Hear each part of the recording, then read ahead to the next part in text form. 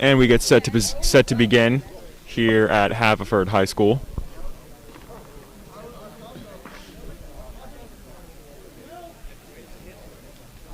Beautiful Saturday morning here. Slight breeze, but nothing that really should come into play too much. And we get started with Jack Regany.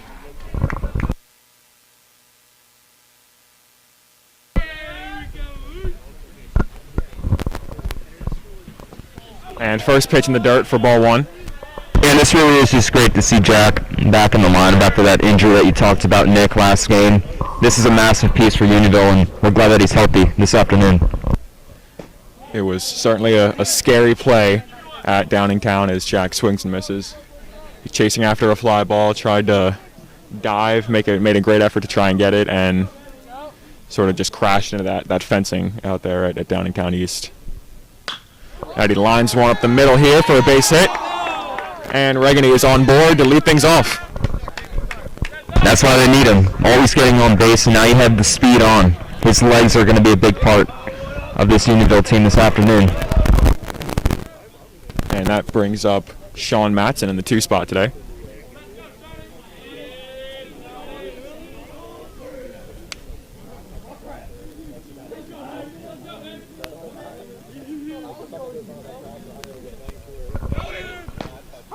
Regany takes off, and the throw not in time. So another stolen base for Regany. Number 19 of the season. I mean, this guy has just run all season long, and nobody could stop him. Well, it's like he gets at least 2 stolen bases every time he reaches first, which is almost every at-bat at this point, so you would expect that. Absolutely, you can expect him probably to take off again here as Matson swings and misses. If I were you guys watching the game, I would expect another stolen base right here. He ain't afraid to take 2 bags in one shot.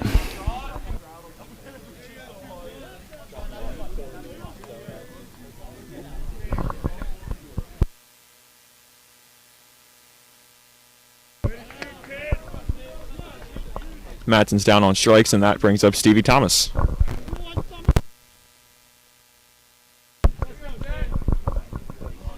And Stevie, another guy who missed some time, but is back in the lineup today. And we've really missed his bat as well. Certainly have. Sean Regany has held things down behind the plate in Stevie's absence. Certainly good to have him back in the lineup today.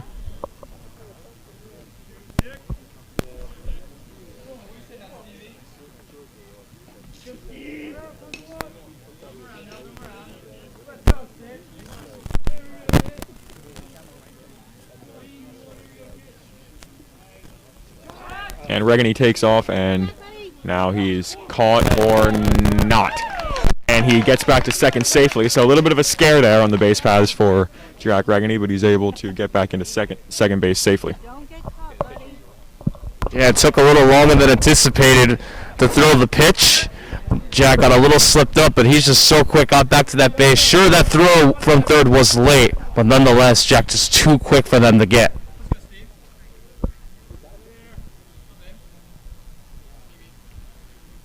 The 0-1 to Stevie is upstairs, 1-1. Yeah, what's crazy about Jack is, I mean, that's not the first time he's gotten caught in a rundown, but I do not remember a time in which they've actually gotten him out. I think you'd certainly be right about that. And Stevie is plunked on the third pitch of the at-bat, and he'll take his base. So now 2 men on and nobody out for the cleanup man, Sean Regany.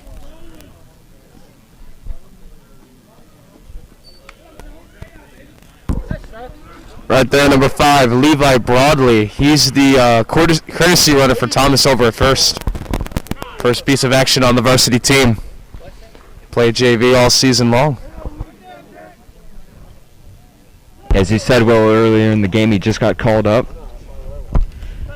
Mid-season addition to this Unionville lineup. Same goes for number 13, Joey Parada, who's currently in the Unionville dugout right now. Certainly 2 freshmen that you hope to have impacts on this varsity team, both this year and going forward in their careers here at Unionville. And first pitch to Regany is in there for a strike, and the tag was made on Jack Regany. So, Al, you said you'd never seen him get caught for a steal. Well, there you go. Yeah, a bit of a jinx. I mean, it looked like he may have swung his foot in there, but the throw beat him by a lot, so hard to call him safe on that play if you're an umpire. Yeah, and Regany got a late jump there. I mean, he hesitated a little bit. Didn't go till a bit after the pitch was thrown. So Regany now is hit, back-to-back hit batsman by Haverford's pitcher. And after a Phillies brawl last night, Al, that went viral, you certainly hope to not have that happen here today. Yeah, I mean, no intention there by the Haverford starter, but a little concerning though. First that you've already hit 2 guys. Another pinch runner coming in. Grant Hyman will get in there for Levi Brawley. So By the way, on that, when Jack got caught, I mean, a smart play by Levi to have the awareness to advance to second. yeah, interesting that Unionville is bringing in a courtesy runner for another courtesy runner here, because Brawley just came on to run. And through the hole is Scott Hansen, and that will score a run. Unionville jumps on top 1-0 in the top of the first with the RBI by Scott Hansen. Yeah, Hansen just took that, ripped it right out to the left side. Nice early swing, keeping it on the ground. Try not to do too much with that pitch. Got a nice clean single to left. Just what they've been doing all game today, getting those hits to the left side. And of course, Hyman with his speed easily coming around to score from second base.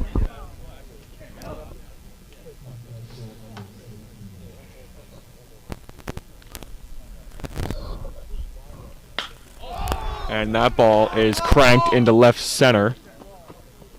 Making the catch is the left fielder for Haverford. So Alcala makes the third out of the inning. And Unionville jumps ahead 1-0, however. We will see you in the bottom of the first.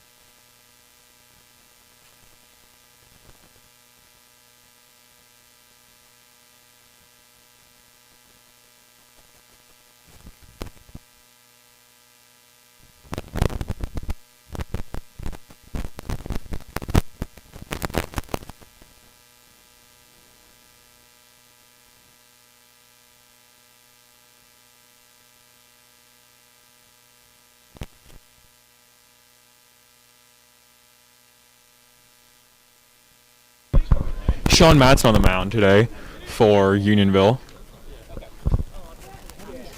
making his third start of the year.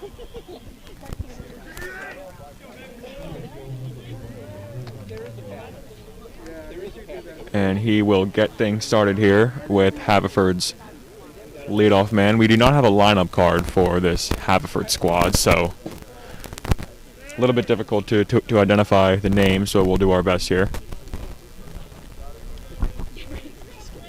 And first pitch from Matson is a ball. Second pitch on the way. And there's a strike, 1-1. In the last couple outings for Madsen, he's allowed a few runs here and there, which is something that in his very first start didn't seem possible. So we'll see how he bounces back. He was dominant in that first start and hasn't been quite to that level since, but he's up 1-2.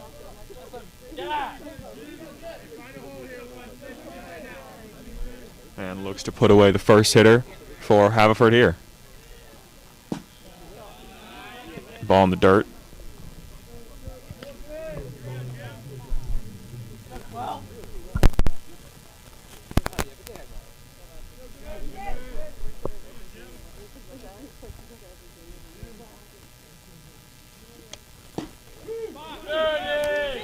And leadoff man for Haverford is down looking, so a first strikeout for Matson of what we hope will be many. And the fastball looks on to begin, Nick. And if you're Haverford, that is not a good sign, because when this guy gets going with this heater, he is unhittable. He can really pump it up with that number one as he goes back to work here with a first pitch strike. A lot of fastball so far, Will. His fastball, I mean, it's looking sharp. It's looking a lot faster than it has in the past. Look at that coming off Swinging the and missing right there is Haverford's two-hitter. yeah, like coming off the top, just flaming out with that fastball.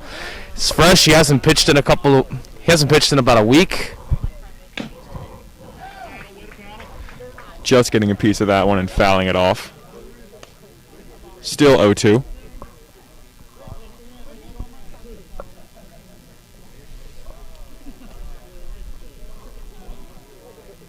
That foul tip may have gotten a piece of this Haverford hitter. Sean, kind of like Scott, coming off a bit of a rocky start last time in the loss. Getting his first loss of the season, boosted his ERA to above 3. Really looking to bounce back today. So far looking very strong coming out of the gate. This is going to rely on that defense coming through.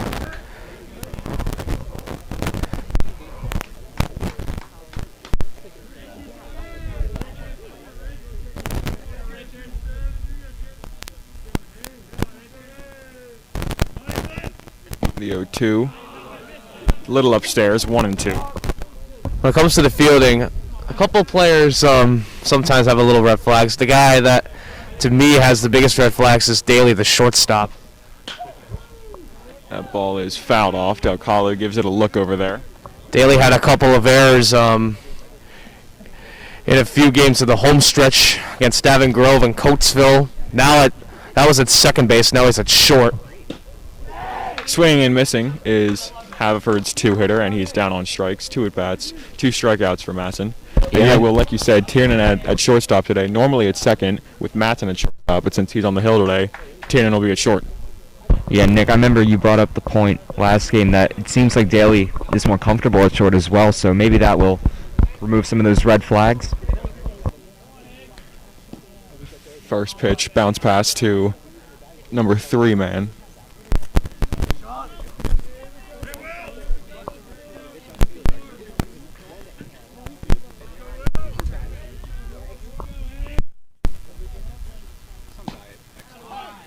And there's a strike, 1 and 1. I just find it funny that they're saying, "Let's go, Will." So this guy at the plate, his name is Will, apparently. That's funny. That's my name. It absolutely is, and he will go by Will from now on. Thank you for that information. So, Will's down 1-2 right now, though.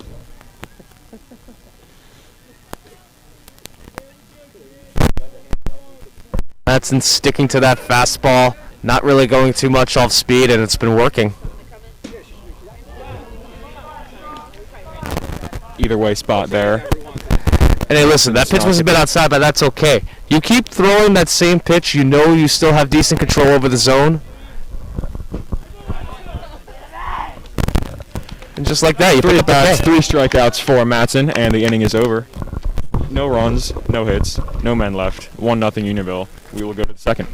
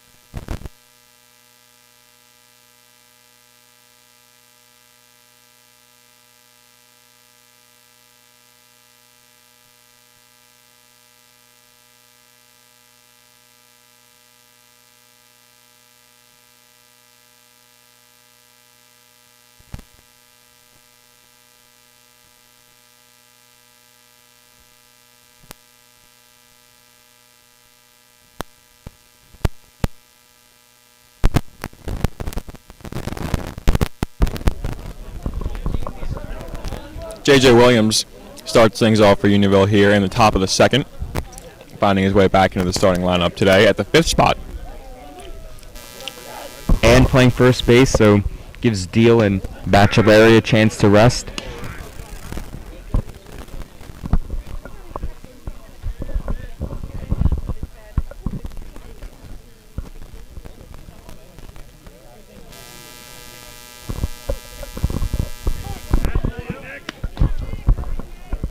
One and one.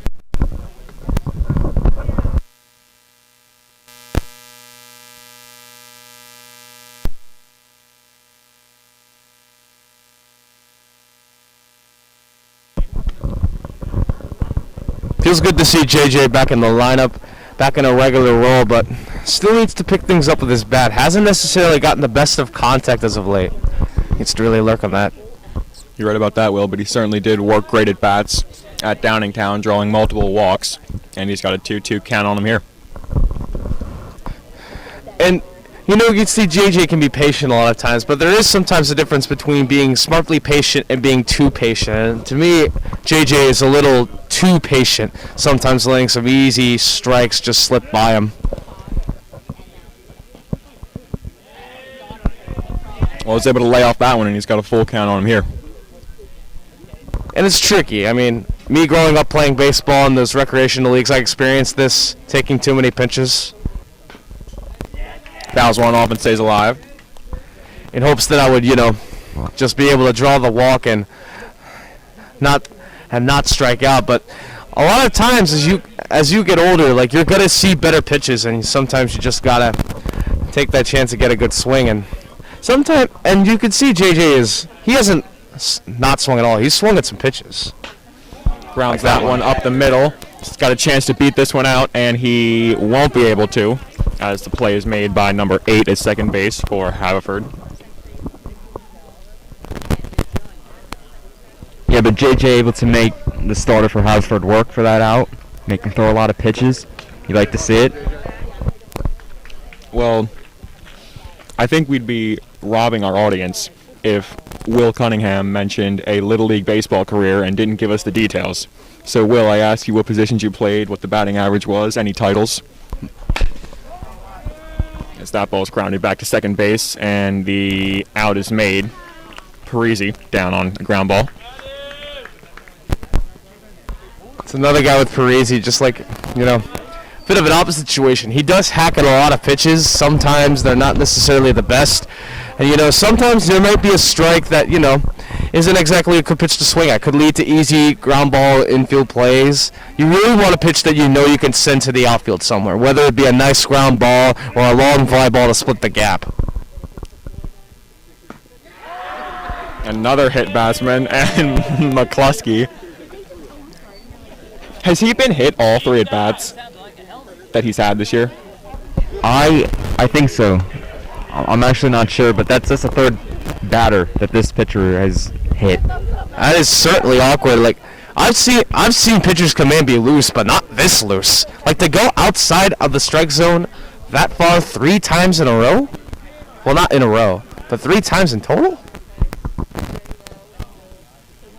Certainly got to be on your toes if you're Longhorn hitters right now, as we're back at the top of the order as Jack Regany steps in. Yeah, and it doesn't look like McCluskey really stands on top of the plate or anything. Just not great command so far from Haverford pitcher as he looks McCluskey back to first. Yeah, Matty can run a little bit too, so don't be surprised if he maybe takes off. Yeah, McCluskey also the quarterback for football squad here at Unionville as he takes off there. And the throw is wide right, and he is into second safely. It's pretty strategic by the Longhorns. Most of their bench players are very good runners. They can easily run. Yeah, that's a good point. They certainly have a lot of speed on the bench. Works to the favor of this coaching staff that likes to be really, really aggressive on the base paths, and they can do that. As Regany hits one into center, caught by second baseman who makes all 3 outs of the inning. So Unionville robbed of a run there, and we will see Good grief, Jack. He's getting robbed more than the conditional bank in the puns from Will Cunningham on a Saturday morning. We will see in Unionville.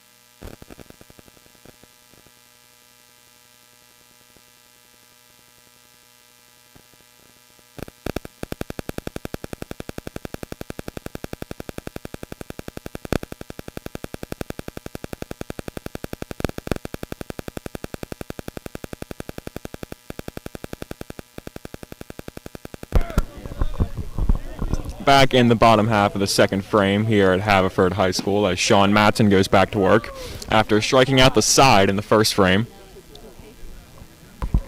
Coming off right what he left off with, sticking to that fastball, which has been dominant thus far. Well, he's ahead 0-2 here, using it well. And Matson, in the 3 starts he's made, guys, has struck out 8 of the first 9 batters in those three first innings. Make it 4 for 4 as he gets number 17 on the breaking ball, 1 away.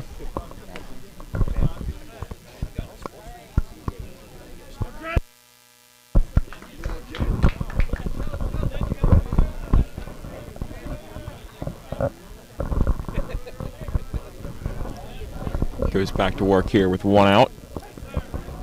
Called strike 1. It's a bit more off speed there, but still sticking to that general spot.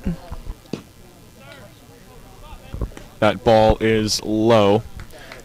Infield for Unionville today. Drew Del Calo at third. Tiernan Daly, like we mentioned, at shortstop. Carter Parisi at second base, and J.J. Williams at first. As that one is low for Matson again. And good to see Drew back at third base. He was defending really well before his injury. That's in there for a strike. It's 2-2. Sean Regany in left. Jack Regany, as usual, back in center today. And Matt McCluskey will man right field. The 2-2. Swung on, line to Parisi. Takes it on 1 hop. Throw to first in time. 2 away.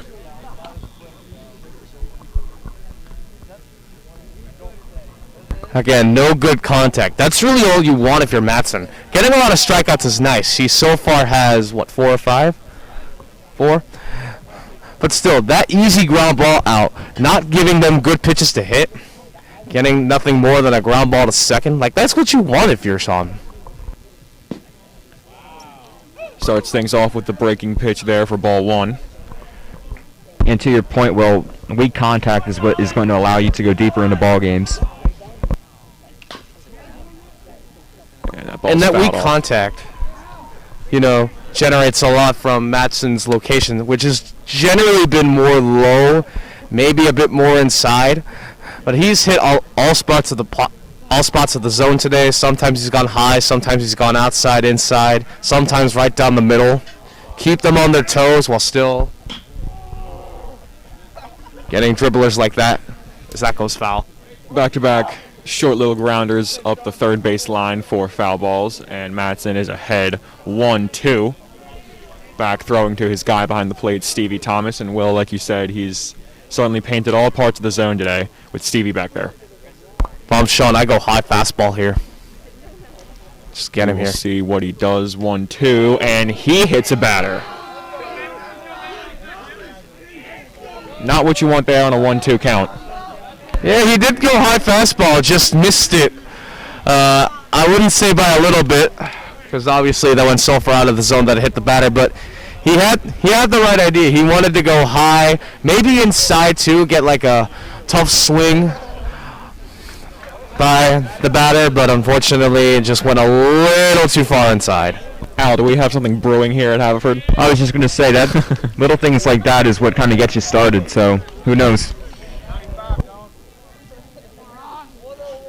I'm sure that obviously wasn't intentional by Sean on the 1-2 count, but nevertheless a hit batter with 2 outs, and Sean is ahead 0-2. And a good bounce back so far in this batter. You hit one and firing in strikes here to follow up. Second baseman number 8 at the plate, who made all 3 outs in the last frame, and he fouls one off. And Matson's getting into a lot of advantage counts early. A lot of 0-2, 1-2 counts, keeping the hitter on their feet, on their toes, having to stay alert, not making too many mistakes. Although they have fouled off a lot of pitches, still having that advantage in the count really gives him an upside here. And the pitch fouled off again. Yeah, and he's been very efficient, as you said, Will. And throwing strikes is exactly how you're going to win games, and it's good to see Matson pumping them out early on here because his stuff is just so unhittable that when you locate it, there's nothing you can really do. Wonder if he goes off speed here. Just missed on the 0-2 there, ball 1. Wanted that changeup to fall on the outside corner of the plate. Just missed it with this command. Has to try again now. See if he can get out of the inning here. The 1-2 as the runner takes off. Stevie throws it into the outfield, and Regani in center does a nice job backing up the throw, so the runner will not advance, but he is safe at second, and a runner in scoring position for Haverford with 2 outs.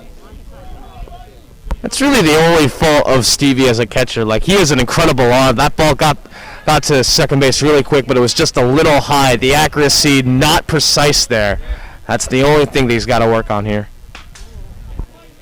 And number 8 doing a great job staying alive in this at bat, fouling off multiple pitches now. It's 2-2. He's fouled off like, what, 5 pitches now? Yeah, probably around that range. 2 outs, 2 strikes. We will do it again. No, we won't, as Madsen checks the runner at second.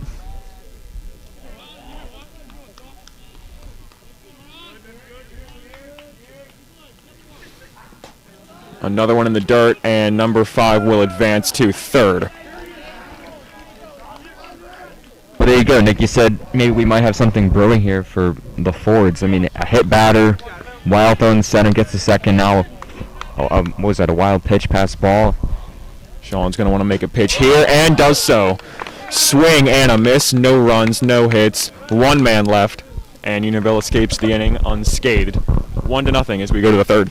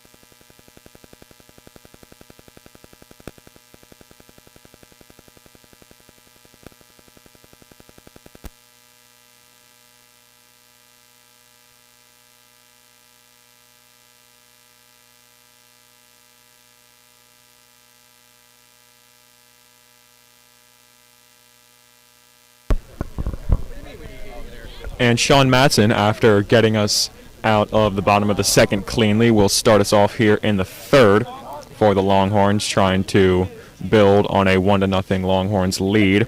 And a slow breaking ball for strike one.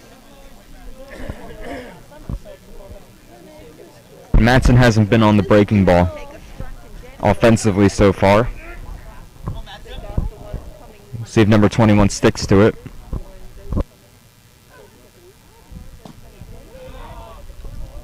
That one's low for a ball. Went with a bit of a breaking ball, sunk well below the knees there. Guess it's part of his command and his release.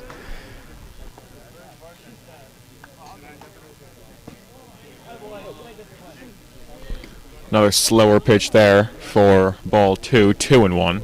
Yeah, try to overcompensate there.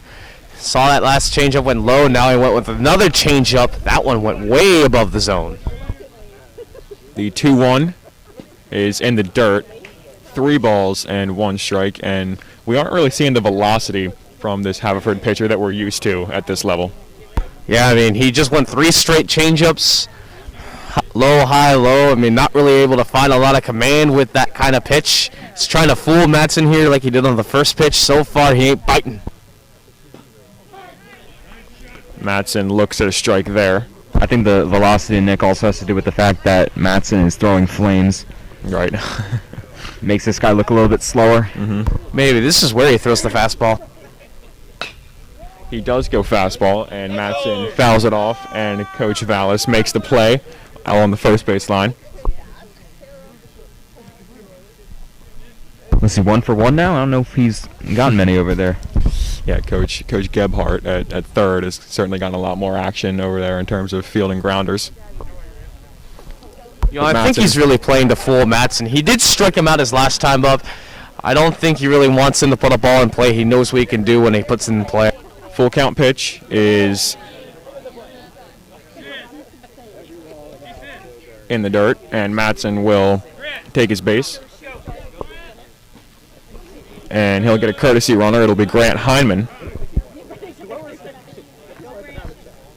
Yeah, and Heineman used his speed last time he courtesy ran and scored a run.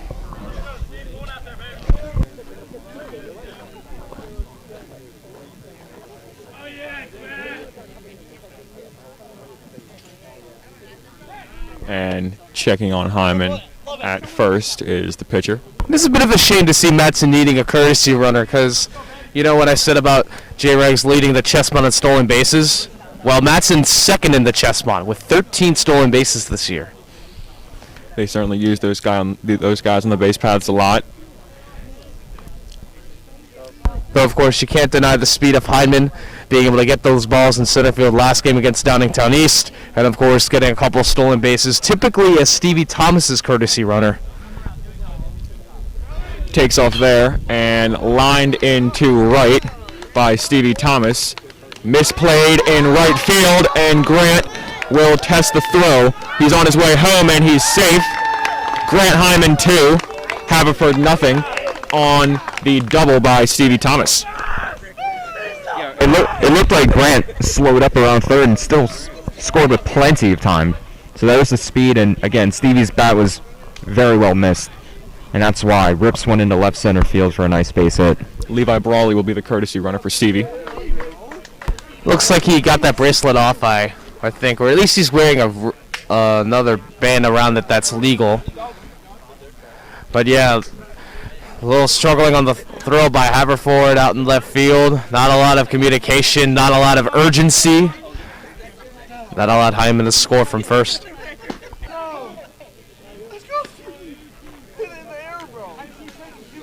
Again, Sean Regany up now in the cleanup spot. Interesting that he's hitting cleanup. We see him usually at the very top or bottom of the order, and right now he's right in the middle. He's got an early strike on him in this at-bat with a runner in scoring position. Taking off is Levi, and he is into third safely on the wild pitch. Well, though, Alex, I honestly don't think it matters. I mean, this guy's been hot all season long. In games where he's been in the 9-hole or the 2-hole, he's managed to hit he's managed to get hits in at least half of his at-bats. He has an average over 500. He's really racking up the base hits. He's been a key part of this Unionville offense, and I'm not surprised seeing him in this spot with a runner on base and his ability to get those balls into the outfield. Fouls another one off. Sean hit by a pitch in his last at-bat. Looking to get on base a different way here, I'm sure he'd prefer. Yeah, in the cleanup spot, as you mentioned, well, he's been very productive, and he showed some power last game, too, at a triple. Hit one to the fence, so just because he's a little bit of a smaller guy doesn't mean he can hit the ball.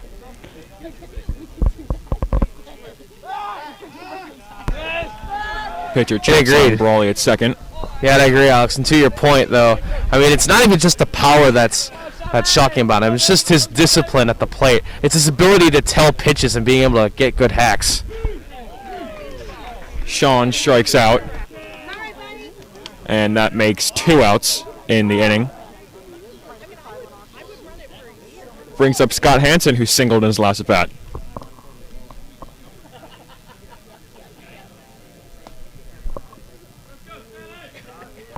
Hansen was in this exact same position last time he was up with the runner on second. Of course, had a nice single to left last time. Let's see if he can do something like that again. Looking for his second RBI of the day. And he hits one onto what looks like the tennis courts maybe over there. Yeah, and Scott's had these games where it seems like he's just on everything. And, I mean, to start this one, he's made 2 really nice contact. I mean, he had a single in the first inning, as you mentioned, and that one squared up at foul.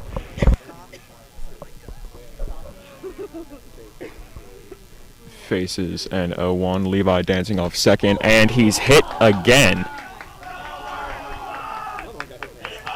Make it, I believe, 4 hit batsmen for this pitcher now.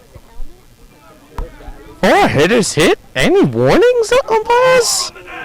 I'm kidding, but seriously, this pitcher's command does not look sharp. Like, I don't know what's up with some of his pitches going way inside, but he does not look solid. Right, and as Nick said, he's not throwing that hard, so it's not like he's just trying to overthrow it. He just doesn't have his command with him today. Yeah, and, you know, obviously whether he's doing it on purpose or not, which we're sure he's not. But, I mean, you just have to be better than that. When you have an orb in your hand that is a baseball that, you know, can be used as a weapon if you want it to be. You know, that ball hurts when you're throwing it at people, and 4 hit batsmen in these early frames, that's not something that you can do. I will say, though, it's clear he doesn't have his command with some of these slower pitches. Maybe you should consider maybe throwing a bit harder and getting a bit more velocity on those fastballs. I mean, it's a thing with pitchers. When they throw harder, they're usually sometimes more accurate. It's mainly because of like a subconscious thing where your arm just goes in the right place at the right time. If you just don't think about it, if you just go at it with the form, I wonder if that's something he should consider moving forward if he wants to get more balls into the strike zone. I think that might be good advice. And Drew Del Calo, who flew out to right in his first at-bat, looks at the first pitch or not, as checking on Brawley at second again is this pitcher.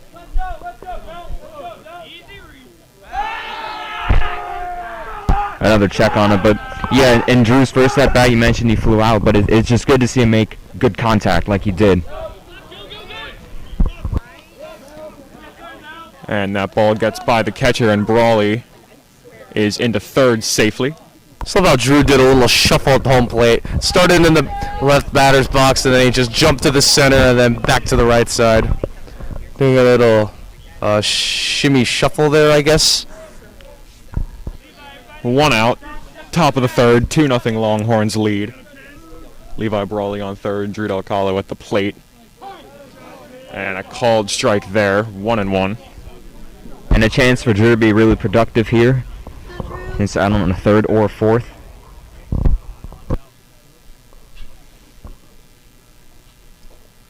One is lined and fielded by second baseman, but he can't make a good throw, and so a run will score. Hansen thinking about home. Del Calo advances to second. So it'll be an error on the shortstop in E6, and that brings J.J. Williams up to the plate. Yeah, and that's a real shame because I'll say that was an incredible play by the shortstop. That is not an easy thing to do, to pick a ball off the ground like that with as hard as it was hit. But again, the throw to first was errant, and now Unionville have a couple more runs. Yeah, that ball was One of the smoked. mistakes you really can't afford to make, especially if you're Haverford here. Now you have a 3-run disadvantage. You got 2 runners in scoring position, only 1 man down. I mean, that's just more work for your pitcher now. How much more can he throw? Like, he could definitely get through this inning, but it's gonna definitely hurt you when you get to, say, the 4th, the 5th. Ball in the dirt, 1-1. And yeah, Al, like you said, Drew, I mean, he really squared that ball up, and that was an impressive play, but not a great throw to first. And Drew catches a break, and he's able to get on base there when he's certainly been struggling of late. Sometimes that's all you need to get a guy gone, as that is low for ball 2. Yeah, but as you said, Drew has been struggling. He's been getting under a lot of things. He's keeping the bat head down and ripping balls, which you'd like to see. Even though he hasn't gotten a hit yet, he's making better contact.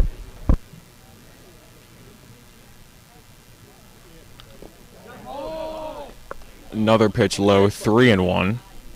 His command is really off. So far, all 3 of his pitches have been low. I mean, hard for him to elevate that pitch.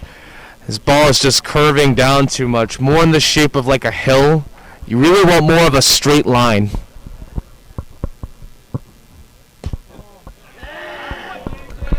JJ takes ball 4, and it'll be bases loaded with 1 man down for Carter Parisi. Carter's another guy who's started to come alive with his bat a little bit. Also had a triple in the last game. And he's in a golden spot here with the bases loaded. But Carter, though, has got to be patient. He sometimes takes swings at some pitches that are a bit out of the zone, not as disciplined as some of the other hitters in this lineup. He's really got to be a bit more disciplined, especially with this guy's command being off today. His pitches sometimes being a bit low. Those easy pitches to fall for, you got to be careful if you're Carter here. Well, he takes the first pitch for a strike, 0-1. Hanson at third, Del Calo at first, Williams at first. Del Calo at second, excuse me, as Parisi lines that one foul, 0-2. Just got to straighten out. That's inches away from another couple of runs for Unionville. Yeah, it was a good piece of hitting, just a little too early on the swing. He's down 0-2 and fouls another one off. Scratch that, I mean a little too late. I mean, he's definitely getting good contact here. He's got to be able to get the timing down better. Certainly putting the ball on the bat's a good sign.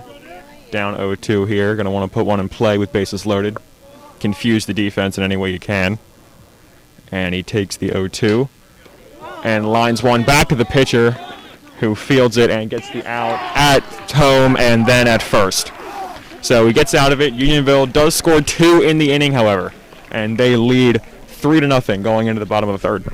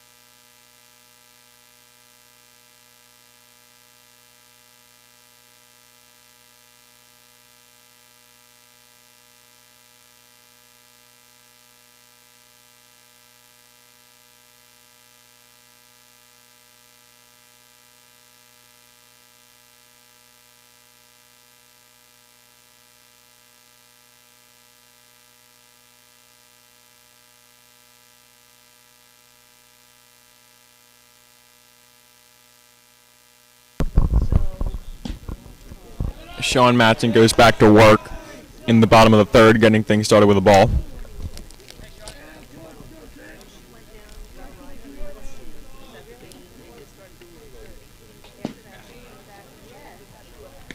Another pitch high for ball 2.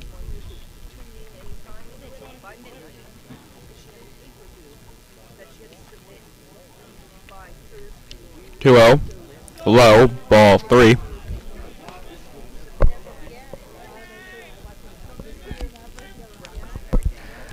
Okay, so you go back to the fastball, your command's a bit off. Go for a changeup, try to get like just high in the zone.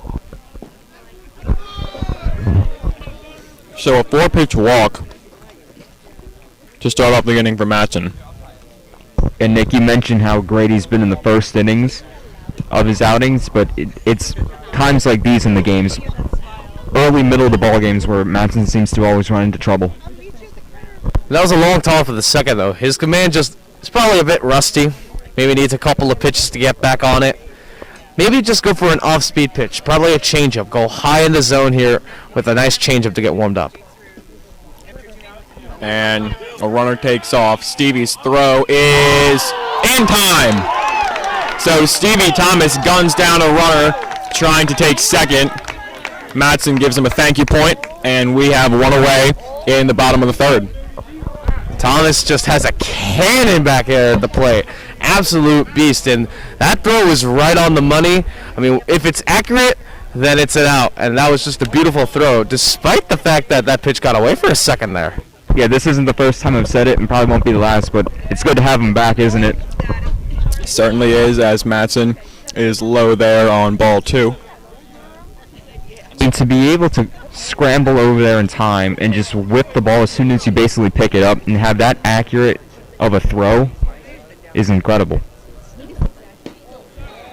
Maryland University certainly getting a great catcher in the future in Stevie Thomas, and we are happy to have him on our squad. It's helping Matson, too. He seems to be back in the rhythm. Grounder to Del Calo. Wrong guy to hit it to, as he makes the out for out number 2. And that play by Stevie helped out his pitcher a lot, and as Will said, he looks like he's locked in again. Yeah, getting his throws back to the strike zone. As you can see, a hard fastball that's in the zone, but not easy to get good contact off of, as you can see with that little dribbler of a ground ball out to third. Didn't even get to the dirt in the infield. Matson, I think, is back on here. That's really all you need, just a little pick-me-upper. It's like, hey, I got you. Absolutely, and he will work on the third hitter of the inning now and starts him off with the ball. Matson certainly struggling to throw strikes a little bit more in this inning. His defense has picked him up, however, as that one is fouled off. Watch out, pedestrians. And into the tree over there down the right field line. Everyone's safe.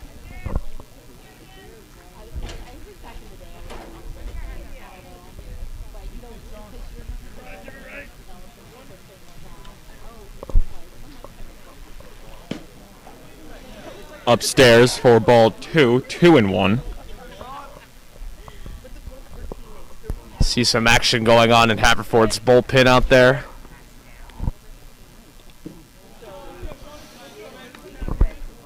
Three and 1. Certainly wouldn't be surprised by that, Will, as their starter has certainly struggled with location up to this point. As is Matson right now, as he walks his second hitter of the inning, and him and Stevie will talk it over with 2 outs.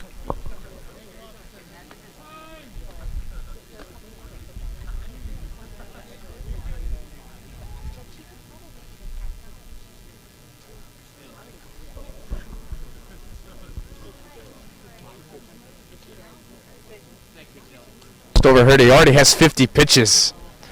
I mean, he's looked good, but they have battled off a lot of his at-bats, which have ended in strikeouts most of the time, but they have used up his pitch count quite a bit here.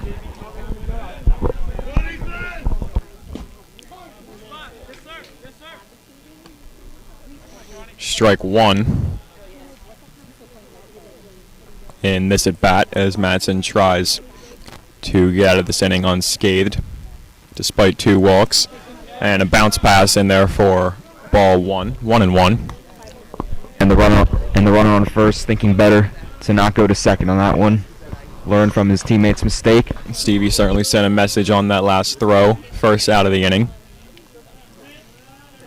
Matson works from the 1-1. That ball's fouled off. 1-2. All right, here's what I'm thinking. You got a 1-2 count here. So far, he's fouled some pitches off. Maybe try a curveball. The left-handed hitter, I'd go with the curveball curving towards the outside part of the plate. Matson not paying any mind to the runner at first, focusing on the hitter in the box, and he's low. Could have gone either way, but the count is 2-2. Runner takes off. Stevie throws another one into the outfield. Runner doesn't even try. Well, they call him out on a strikeout. A little bit of confusion there, but that will do it. And we head to the fourth, 3-0 Unionville.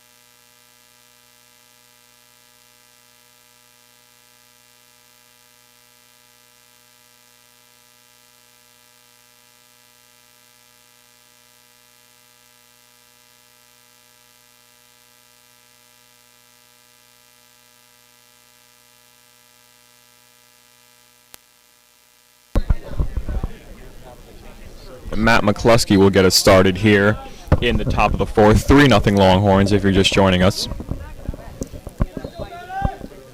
McCluskey in the 9-hole today, also playing right field. Love to see Matt getting at bat here where he doesn't get hit. Maybe show what he can do. He's been plunked 3 times this year, including in his first at bat today, and he'll take strike 1. Same pitcher on the mound for Haverford. We don't know Haverford names today because we don't have a lineup card, but we're doing our best to give you numbers and positions as that one is in the dirt, 1-1. And that double play that Carter Parisi hit into last inning probably saves the starter's day today. Right.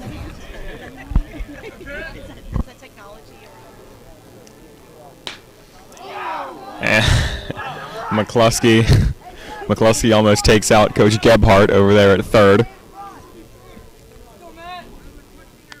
McCluskey looking for a chance to assert himself in the lineup.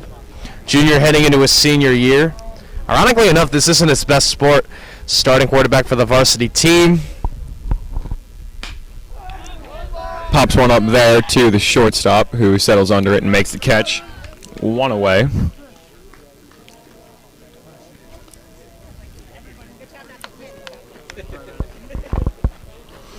And Sean Matson in the last frame, guys. Pitch count got up there above the 50s after 3. Nick Deal warming in the pen right here. And he's been really good this year. Last start was last Monday. 5 innings, 5 2/3 innings, double-digit strikeouts. Excellent start. Love to see him coming out of the bullpen. Back to the top of the order, Jack Regany takes ball 1. Second pitch on the way. Check swing. Did he go? Yes, he did. 1-1.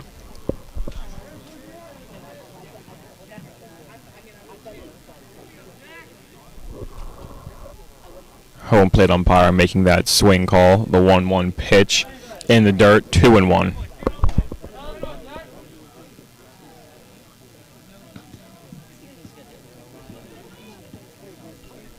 Jack was robbed of a hit, an RBI hit at that, his last time up.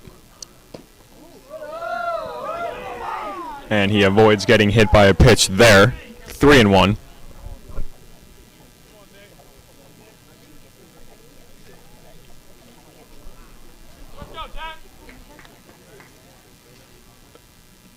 Three-one pitch in the dirt, and with one out, Unionville's leadoff man will take his base.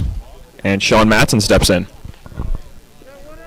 Last guy you want on if you're Haverford.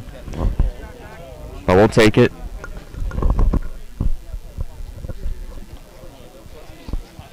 We absolutely will take it, and now starting pitcher today, Sean Matson, who's thrown 3 clean innings, will step in as pitcher checks on Regany back at first. He's safe. It's definitely going to keep a bit more of an eye on Regany, knowing his speed out there over at first base. Normally takes off on the first pitch, and they check on him one more time.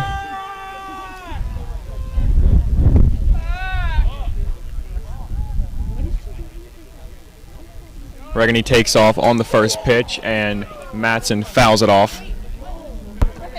Hit the fence of the dugout, costs Levi to flinch over there. Come on, Levi, there's a fence. You're not going to get hurt over there.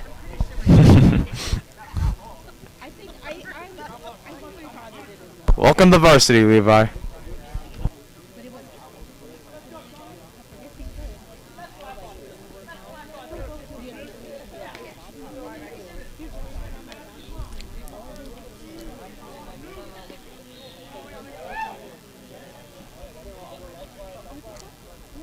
Regany won't take off, and the breaking ball is in there for a ball. 1-1 to Matson. And the pitcher clearly worried about Jack. Chance for Matson to capitalize, with him not being the pitcher's biggest concern. He's been worried about most base runners he's allowed today, as he checks on Regany again, and he's safe again.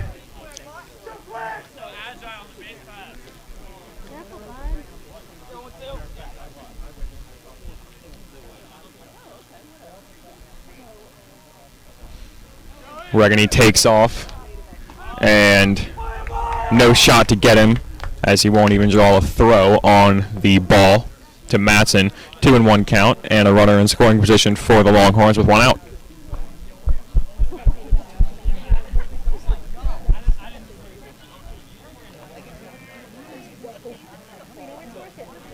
Regany dances at second. Matson takes ball 3. You have to assume Jack probably looking for third as well here, Al. Right, but maybe a little bit more cautious after last time when he was thrown out. But always going to look to take the extra base, of course. Matson rockets one into right, and one hopping off the wall. Regany will score easily, and Matson pulls into second, and he's out at second base.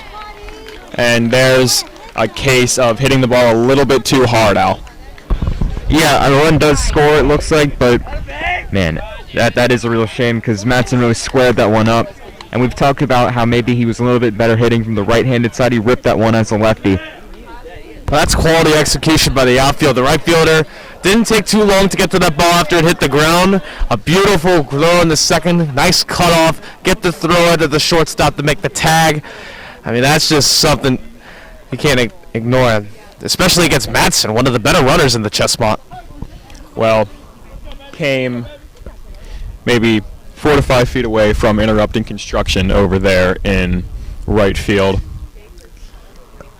And he was thrown out at second. But Stevie, who squared another one up in his last at-bat, steps in here with nobody on and 2 outs. Instruction across the right field and center field line. Stevie crushes another ball into center. And he just kind of seems like an automatic base hit now. Yeah, what a nice comeback game here for Stevie that he's having so far. Multiple hits and a great play in the field. Looks like he's going to be ran for. It really is. Courtesy honor will be Brawley, the freshman, making his varsity debut today, as he's gotten some action on the base paths. And the cleanup man steps in. It's Sean Regany with a man on and 2 out. Sean takes at the chin, 1-0. And everybody seems to be getting to the Haverford starter in this inning. Love to see Sean square one up, maybe. See if the sophomore can get in on the party, and takes a strike on the inside part of the plate.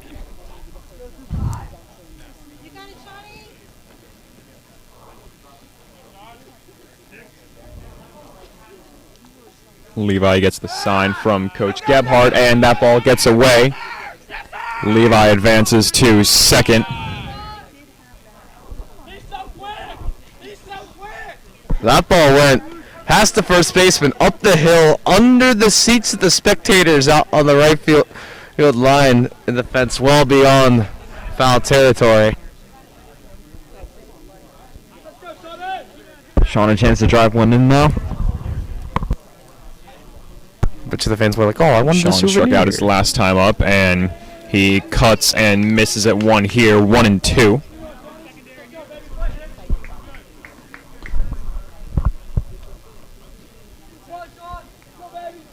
Brawley takes his lead off second.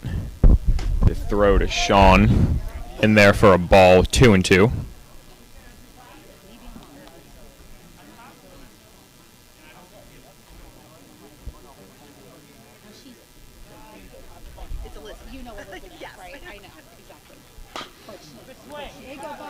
Sean fouls one off, stays alive. As Brawley was off and running on that pitch.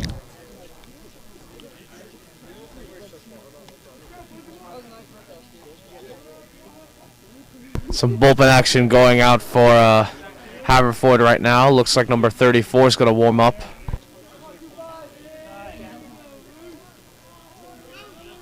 Two to Sean.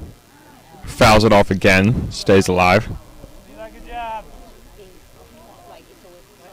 A good at bat here though for Sean. Certainly right way to battle here.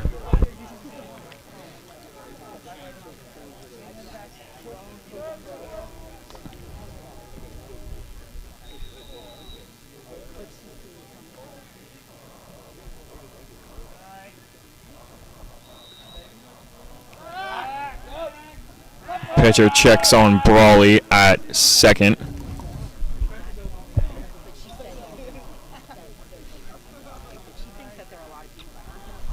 And I'll focus on Sean.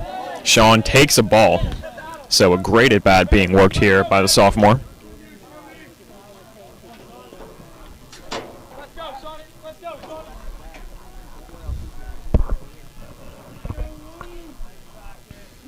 And the full count pitch is lined right at the third baseman, who takes a hit away from Regany.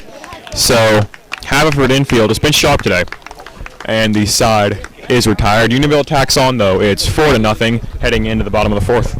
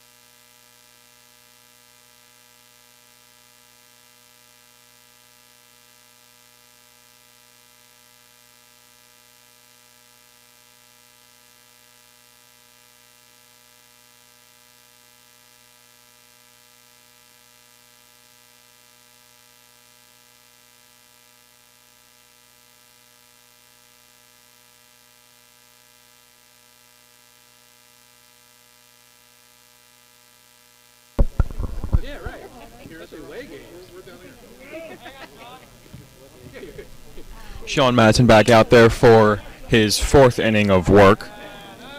He'll face number 14 of Haverford in this first at bat, who fouls one off on the first pitch.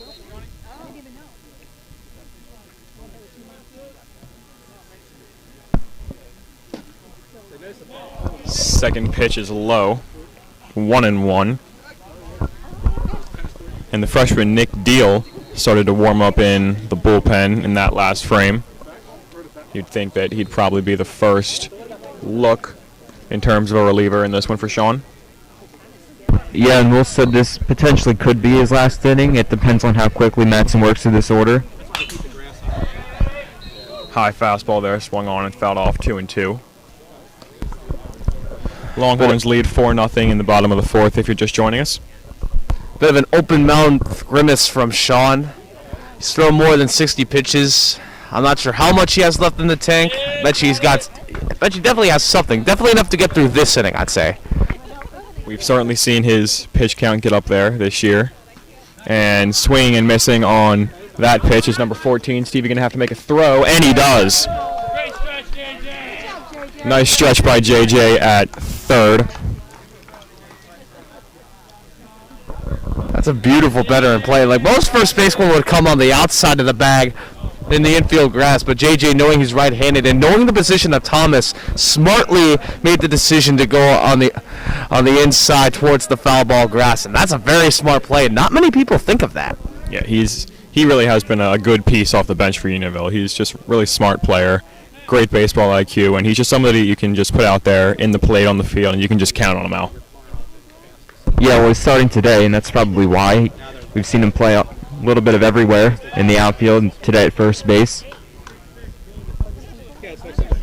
Madsen goes to work on number 17 now after a strikeout in the first at bat. The 1-1 is low, 2-1.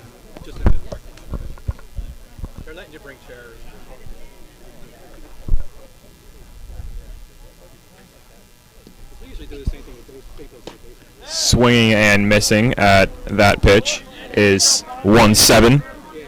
2-2 the count. A nice pitch at the knees. Got him to chase. Ball 3, full count. Sean with a couple walks on the day. Not going to want to add to that number here. I feel like that the knees is where he's really aiming for. That's his hot spot. That's where he wants his pitches to be. And strike 3 called. Hitter didn't like it very much, but we do. 2 outs, 2 strikeouts in the inning for Madsen. Well, there you go, Will. Right at the knees, as you said. That's his comfort zone. That's a nice strikeout.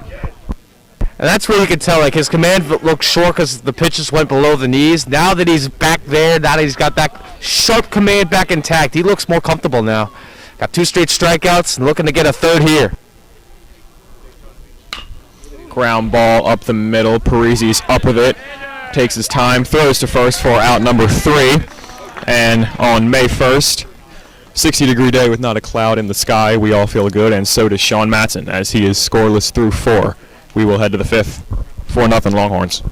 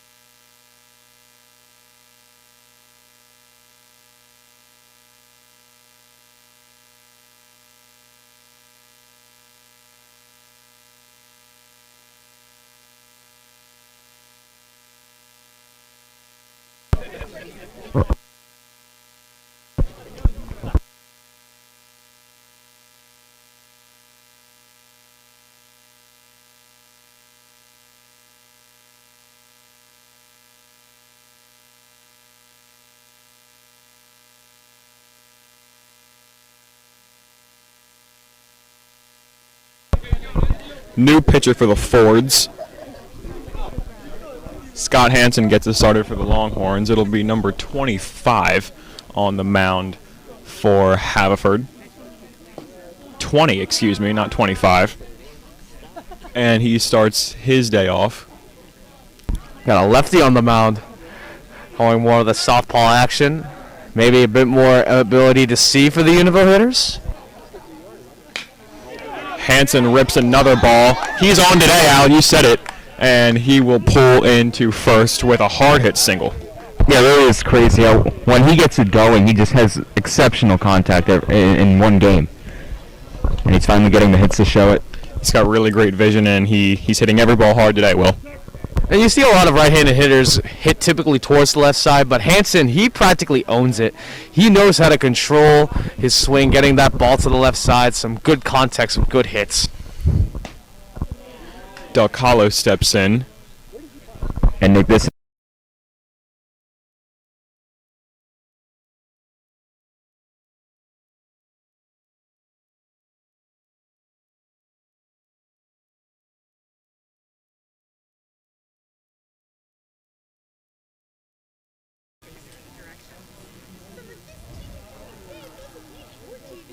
Number 20 looks in.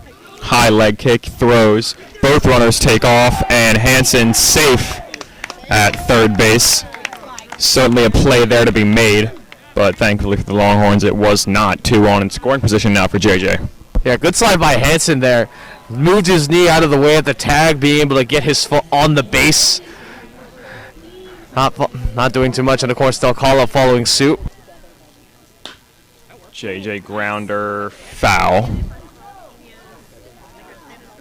Right on that third base line, Hansen had to get out of the way of it.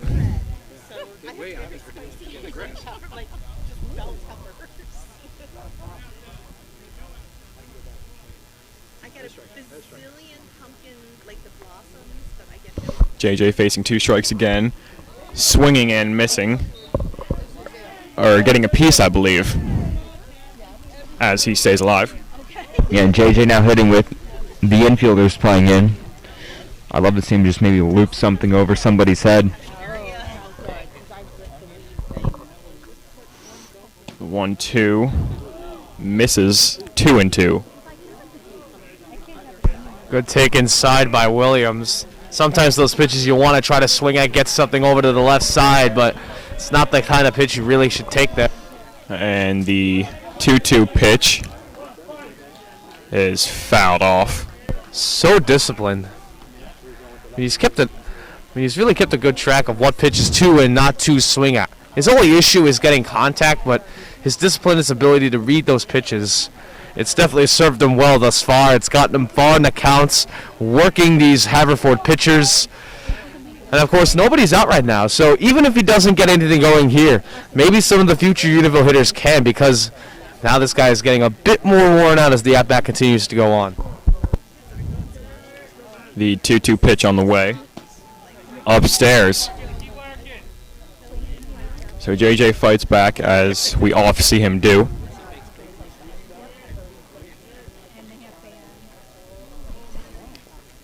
Got a chance to do damage here with a full count pitch, and he takes low and draws a walk again. There it is from JJ, that discipline, that ability to fight back. Battling back from a 1-2 count, getting on base. Now the bags are loaded, nobody out. You got Haverford at a pickle. So we have Jeremy Sauerbaum pitch hitting here. Jeremy Sauerbaum off the bench has a big opportunity here to add on for the Longhorns with bases loaded, nobody out.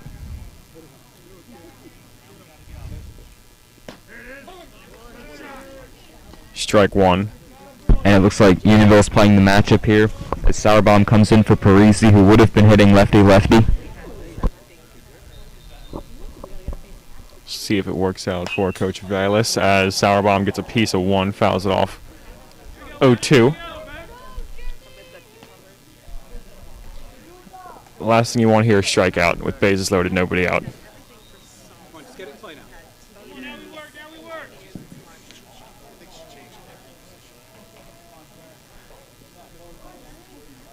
And the 0-2 swung on and missed. So Sauerbaum is down on strikes.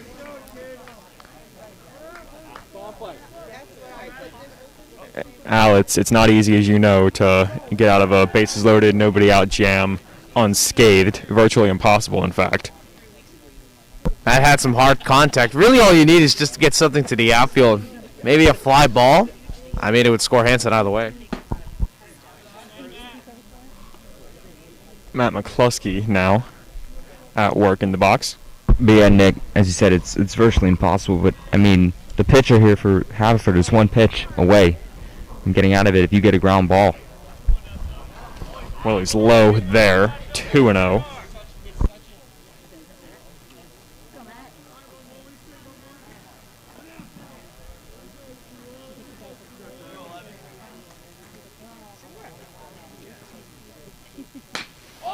Matt crushes one into center, and he dropped it.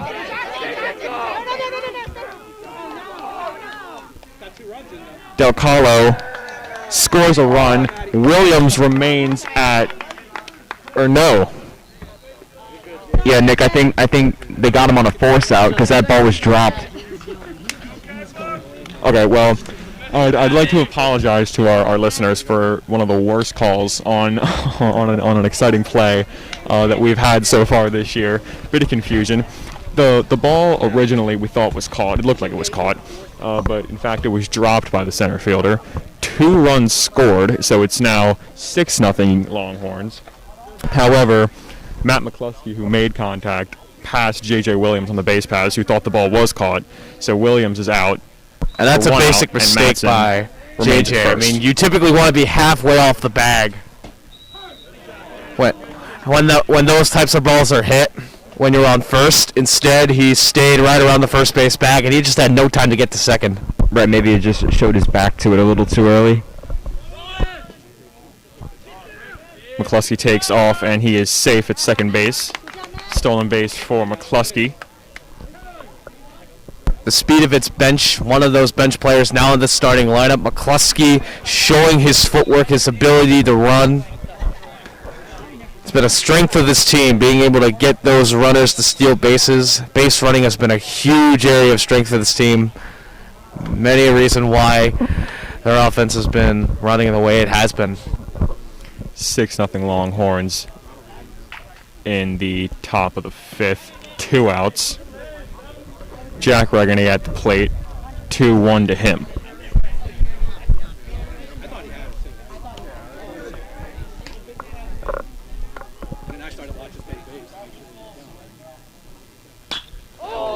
Lined up the middle by Jack.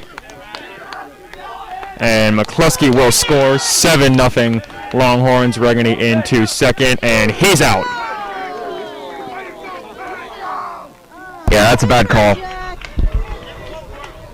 I don't know about that. I thought he got in there. That is a bit questionable. From what I saw, I thought his hand got in there before the tag. That is questionable. Well, nevertheless, 3 runs scored in the inning by the Longhorns, and we will head to the bottom of the 5th, where Nick Deal will take over for Sean Madsen. We will see you then.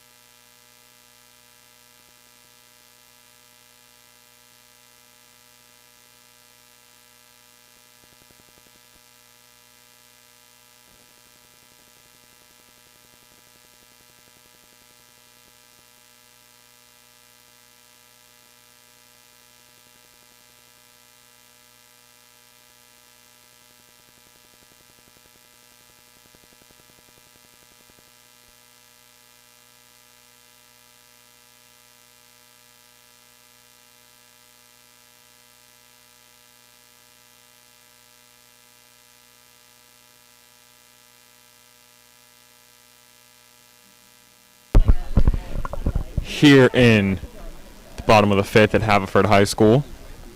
Nick Deal will get things started for the Longhorns, taking over for Sean Matson, who had a clean day. 4 innings of scoreless baseball, and Deal delivers ball 1 to number 15 on Haverford here. Time, no pitch. It's an illegal pitch.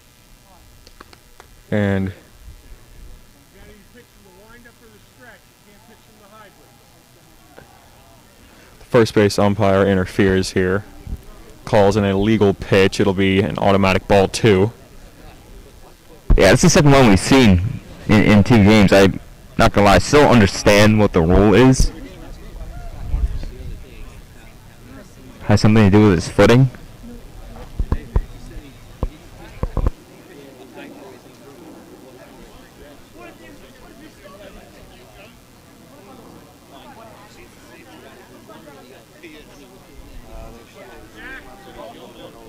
Nothing hurt. Yeah, exactly, yeah.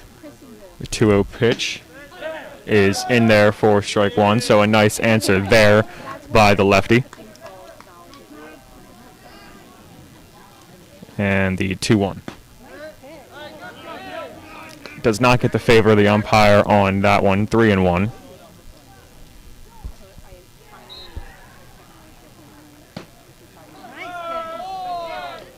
Deal stays alive there, full count.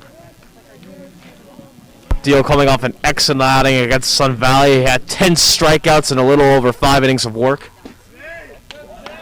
Walks the first batter here with the help of the first base umpire. And Not Haverford's showing that got same command today, though. a leadoff runner on here in the 5th. I'm just noticing this, like, Ben Bachelari also took over for J.J. Williams at first base. Deal inside. 1-0. Del Calo playing in at third. And the pitch is low and called for a strike, 1-1.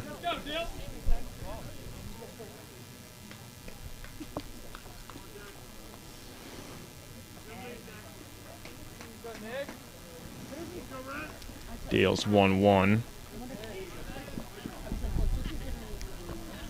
Breaking ball for ball 2.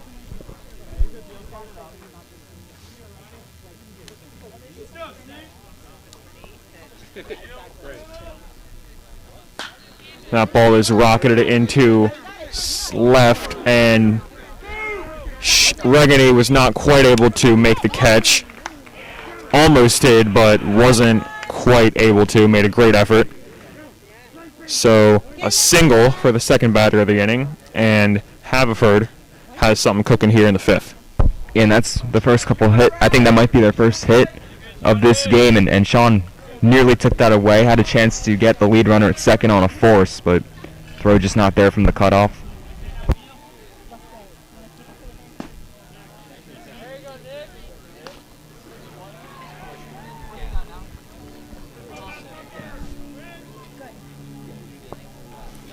Deal likes to work fastball slider.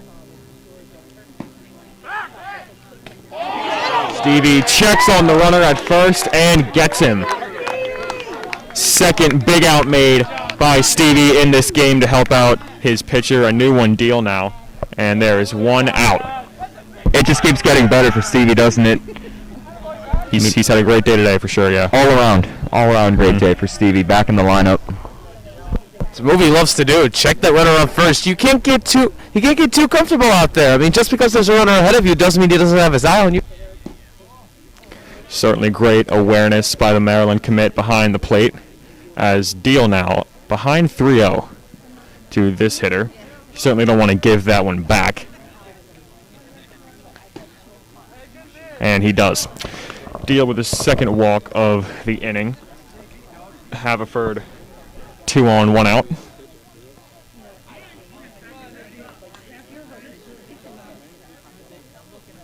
Yeah, and Will brought up that Matson likes to work more around hitters' knees. Deal likes to work more up in the zone, it looks like. So we have a courtesy runner for the pitcher. Number 35 will take over at first base for the Fords.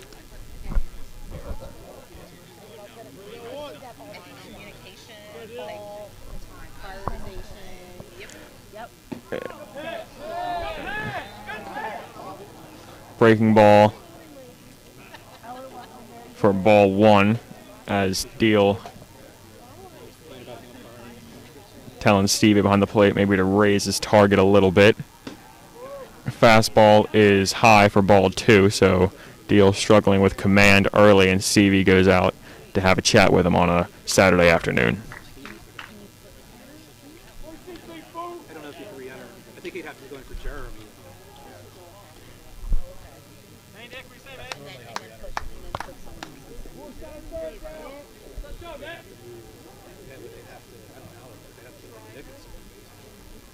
Nick out. 2-0 swung on and missed, 2-1. Nick Deal last game really trust on this fastball, not taking too much time between pitches, taking a bit more time today, but now he seems to be back on rhythm. A nice pitch there, and seems to be back on rhythm, Will, as he fights back. Count even at 2.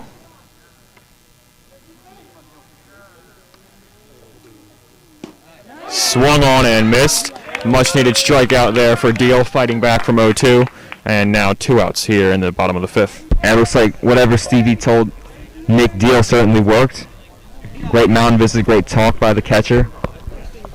And back-to-back-to-back great pitches is the result.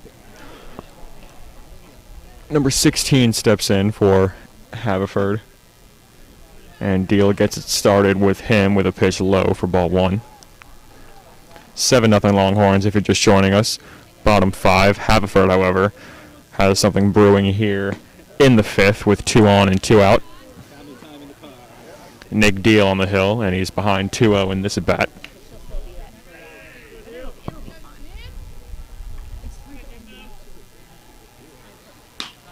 That ball is fouled off.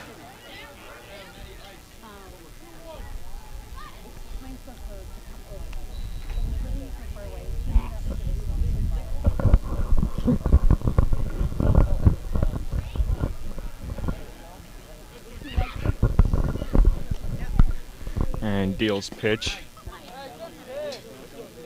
is a ball. Third of the at-bat, 3-1.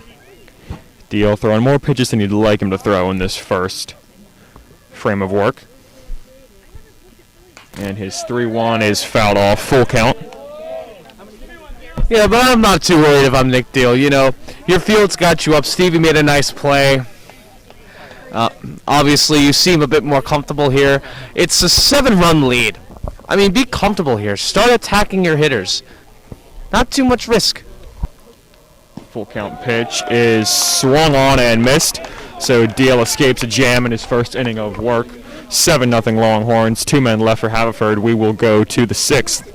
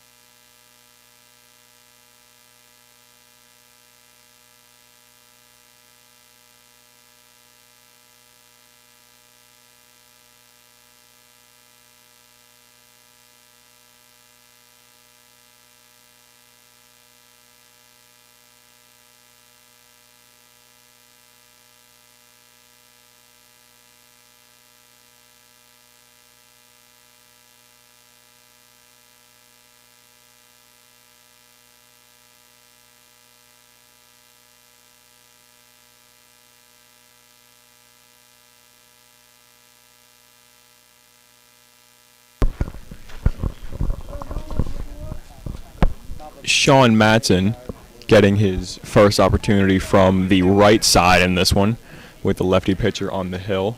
Steps in. Sean maybe got his best piece of hitting all year in his last at bat. Yeah, and it was from the left side, which he's been less productive in. Takes a strike there. It's 1-1. Yeah, he seems to be better from the right, so if anything, expect a better result here. That pitch is low, 2-1 to Sean. Same pitcher on the hill for the Fords, number 20.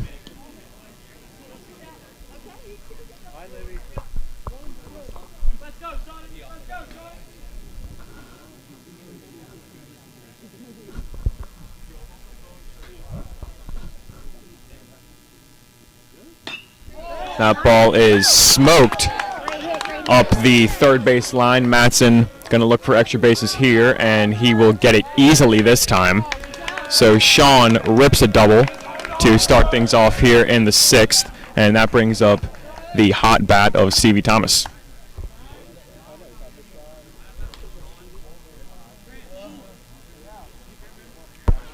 Now that he's not pitching, no longer in need of a courtesy runner.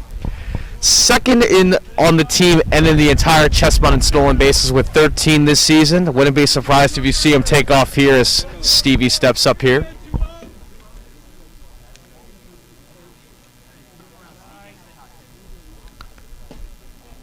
Stevie looks at strike one. Yeah, that's a good one to hit if you're Stevie. Nice breaking ball right down the middle.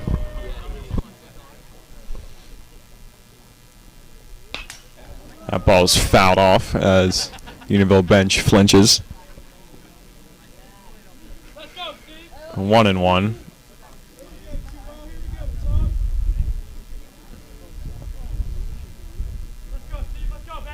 0-2, excuse me, is the count.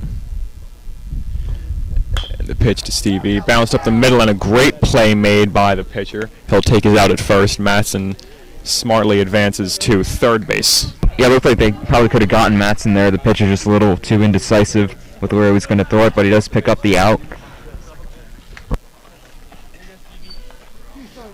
Stevie came inches away from having another hit in this ball game.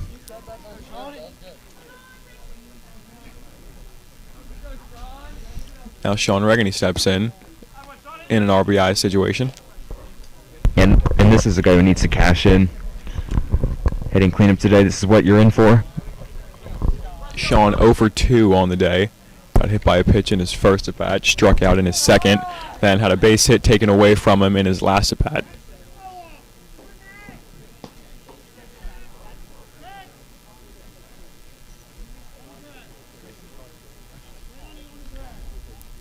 Infield in here with a man on third. As Sean takes another pitch low, 2-1.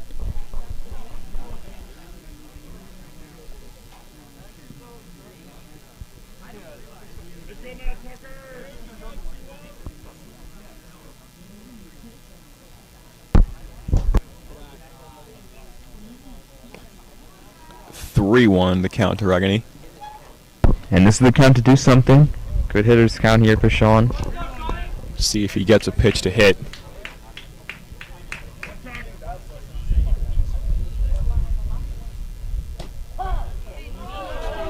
Called strike, low, and Sean will work with a full count.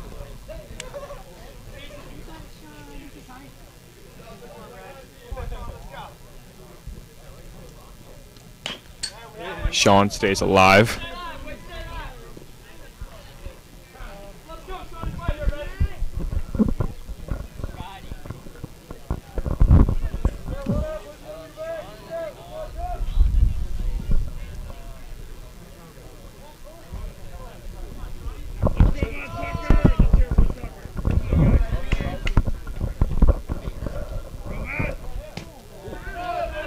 Sean takes ball 4. I think that ball might have hit him actually, as he will take his base.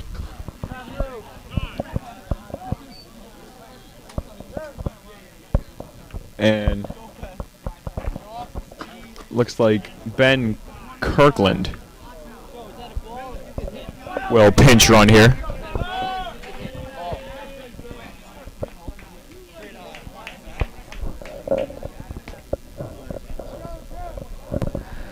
Regan being able to watch those pitches go by, obviously very good insight right there, getting on base for the second time today.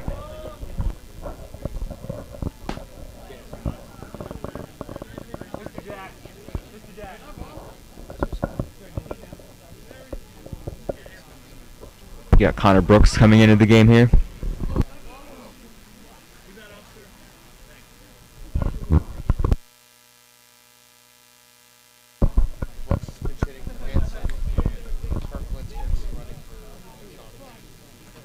Let's go, Connor. Let's go, baby. Let's go, baby. Connor Brooks in there now. Faces a 1-1 count. Ben Kirkland courtesy running for Sean Regany, who will take over at catcher.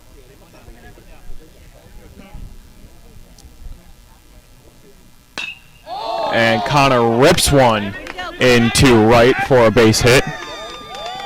Kirkland trying to advance to third, and he is safe as the throw was not fielded cleanly by the third baseman. Unionville adds on. It's 8-0. Sorry, Yeah, Kirkham looked dead in the water. He's lucky the third baseman dropped it there. Otherwise, he would have been out by a mile. and who needed to hit more than Connor Brooks there? That's great to see. And now let's see if Drew can maybe follow up.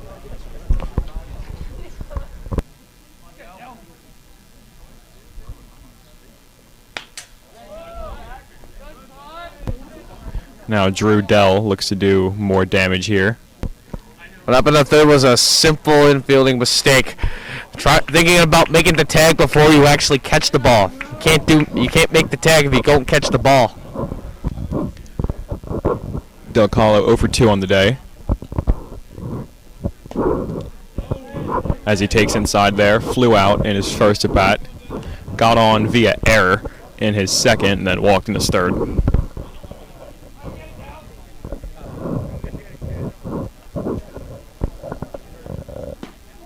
Swings and misses at a high fastball, 1-2.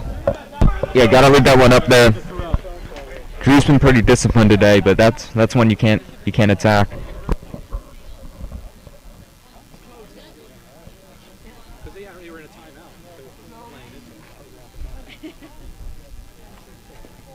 Del Colo takes low. Kirkland dances off third.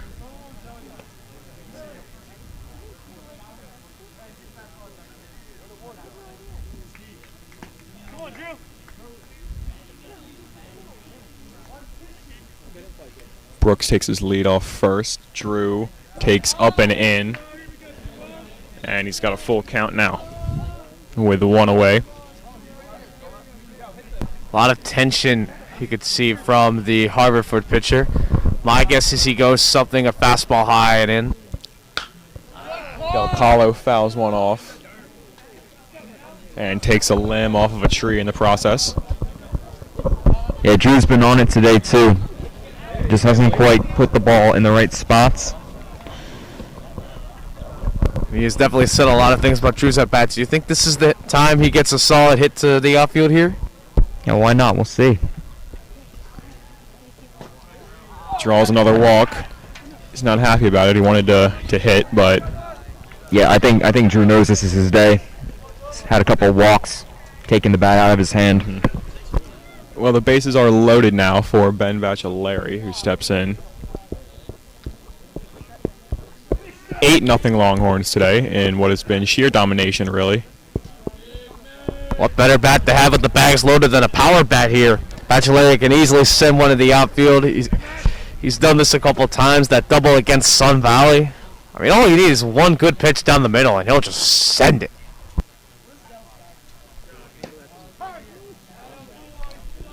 Well, the freshman Joey Parada as well as Carter Parisi head out to the bullpen for the Longhorns. Not sure which one of them will throw, however, as they can both pitch. I overheard of the dugout. That's Parada. See also number 42 and 31 of Haverford heading out to the pen as well.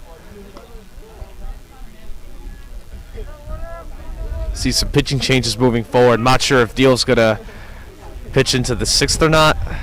Probably will. We'll have to see. 0-2 pitch to Bachelari is swung on and popped up. And it is dropped. Some confusion there from second baseman and the right fielder. So a run will score as Ben Kirkland trots home.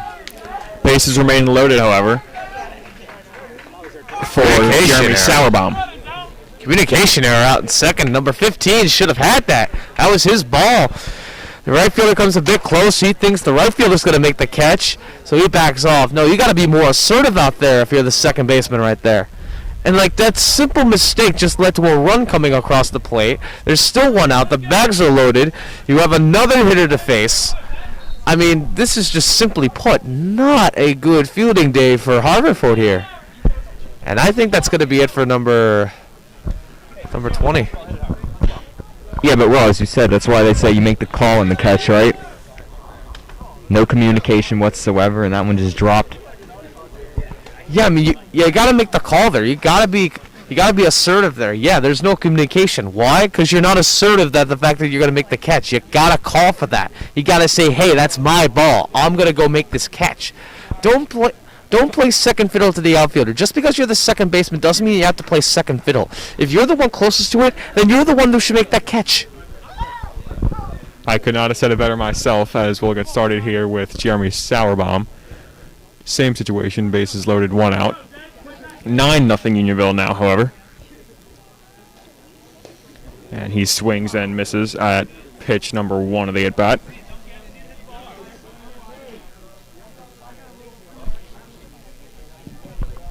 Got the infield in. Sauerbaum, he's had some good hits before. Maybe he gets one here. Fouls one off, 0-2. Jeremy struck out on 3 pitches in his last at-bat with bases loaded. Not going to want to repeat that process here. Yeah, with that foul ball, he looks on it, though. A chance to push this lead to double digits. It's a good swing. He just missed it a bit. It was a bit under the ball, as that's why it popped out foul to the backside. And hey, just get a bit more on the ball there, and that would have been a nice RBI single.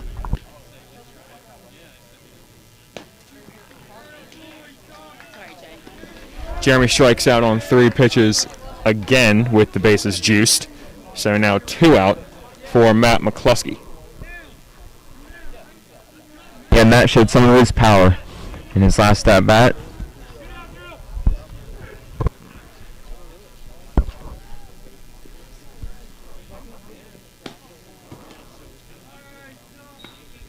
Matt getting into a very low stance. His knees continue to sink and sink.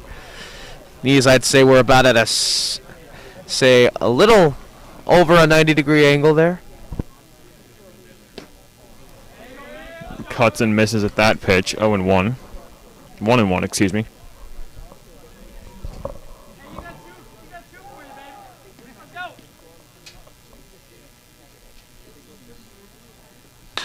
And he gets a hold of that one into right, and the catch is made. So a hard hit out for Matt McCluskey, but Unionville adds on in the inning. We'll go to the bottom of the 6th, 9-0 Longhorns.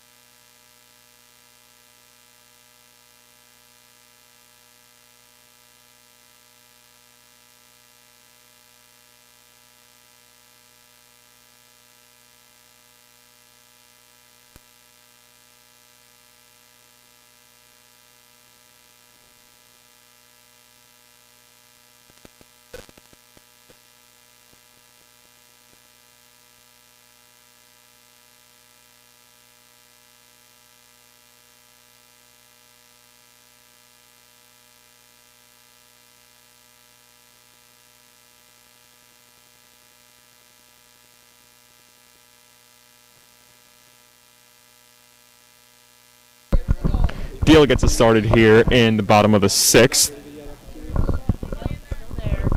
Starts things off with a strike. Second pitch, swinging and missing, is 27 of the Haverford Fords. 0-2. And Unionville just 6 quick outs here away from a nice win. Tried to hold a swing and he does. 1-2.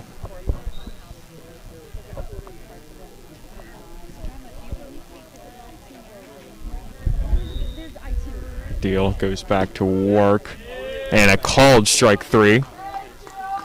As the Longhorns will toss it around the infield and back to Nick Deal. Deal definitely looks more sharp with that fastball. Just recorded 2 straight strikeouts. Looking a lot more comfortable on that mound. So now number 14 steps up. Man, ever since that mound visit from Thomas, he seems to be locked in. Tries the breaking ball there, slider, and it is a ball.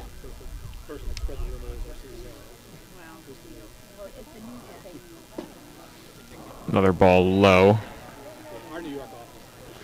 As Joey Parada and Carter Parisi make their way back from the bullpen.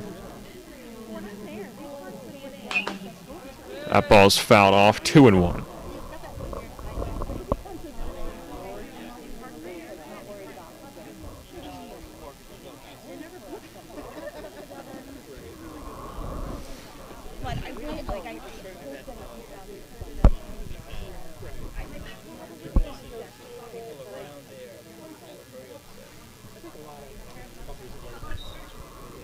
Deal works from the 1-2, lined into center. Sauerbaum stops it and makes the play. High difficulty play, nicely executed by Jeremy Sauerbaum. That looked like a base hit into center, but Jeremy had something to say about it. Yeah, Sauerbaum got to that really quickly. He didn't even have to dive. He just ran there as fast as he could. Nice backhand and a strong through to first. He looked a bit off balance there, but no, he made a good throw. Yeah, Jeremy's not a guy who plays every day, especially in the field, so that's great to see. Certainly a shot of confidence into the coaching staff to be able to put him out there. As Deal low and inside on the first pitch of this at bat to number 22. And he's behind 1-0.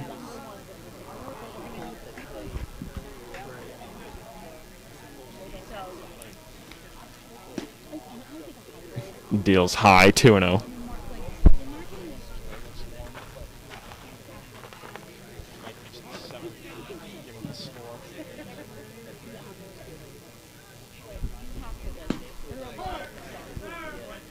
Deal throws a strike, 2-1.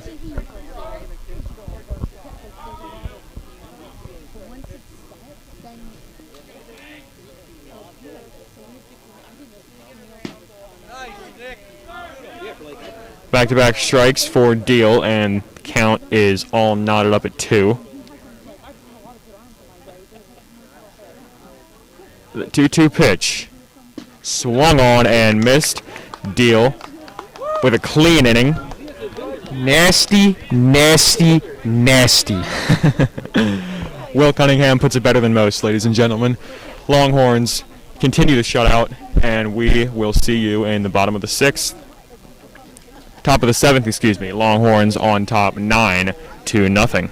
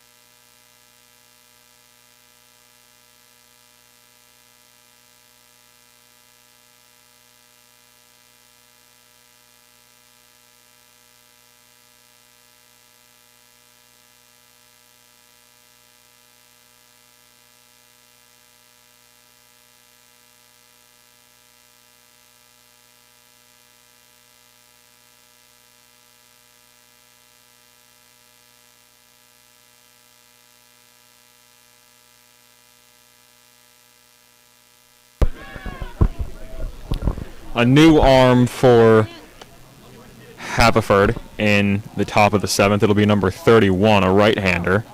And Grant Hyman will step in to get an at-bat for the Longhorns.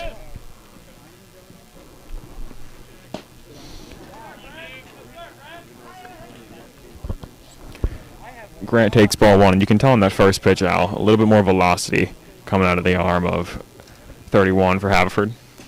Yeah, probably the most we've seen from any of their arms today.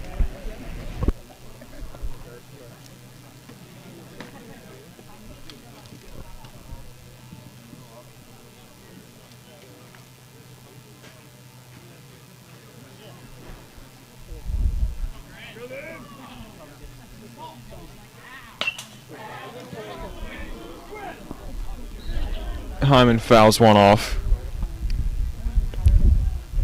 2-1 is the count to him. Unionville's looking ready to empty its bench. It got Hyman and Kirkland off. Looks like Levi Bradley's going to bat later this inning. Hyman grounded to shortstop, up with it, and safe at first is the speedy Grant Hyman with an infield single to start things off here for the Longhorns in the 7th. Quick feed of the Unionville bench, particularly Hyman. The first sub-runner option, obviously showing his speed there. So the freshman Levi Brawley makes his varsity debut right here. Looks at the first pitch. Ball 1. Yeah, Will said they're emptying out their bench, and these are the games that are so fun when you're winning big and everybody gets a chance to play. Right. Get these guys a chance of action. You got a 9-run lead. You got something to play with here. Let's see what you're capable of. Get out there, show me what you can do. You may have a bigger role next year. And Brawley smokes one into center, and the catch is not made by the center fielder. That'll be an extra base hit for Levi as he slides into second with a double in his first varsity at bat. Yeah, that's an introduction, isn't it? I mean, that ball was killed. Let's go. My goodness, that was an absolute rocket. Levi, one of the two guys switching between JV and V, may have a bit more of a solid varsity spot next year with that hit. I mean, that was glorious. Yeah, I'm not sure if that's gone back home, Al, but it's certainly a lot closer than it is here. Yeah, pretty big outfield out there in center field, but I mean, if you're Levi, that's something that makes the coaches think about heading into the next couple of games with that type of hit. But it's a good problem to have.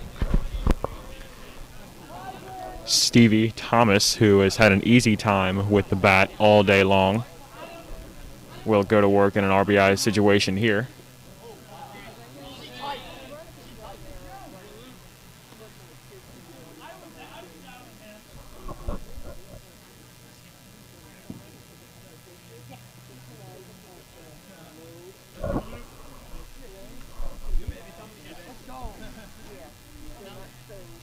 One-two pitch on the way. Bounce pass, 2-2.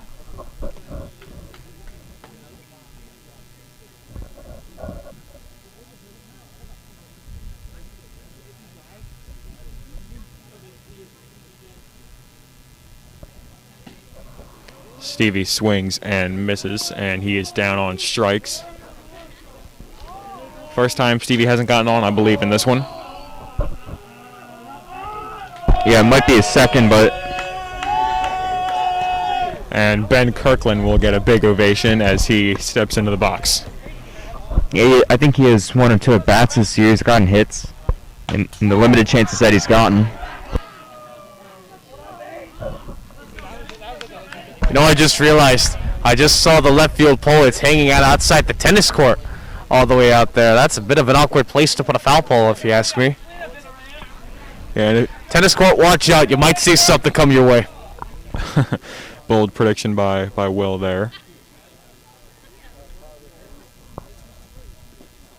Ben lays off that pitch. It's 1-1. And if you think you've heard this Unionville dugout erupt this year, ladies and gentlemen, well, If Kirkland comes through here and gets a 2 RBI knob, cover your ears.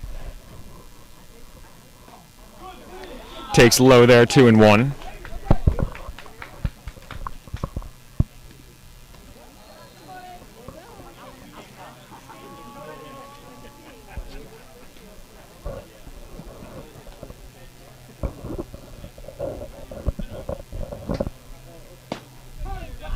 Ben takes strike 2, working a good at bat here.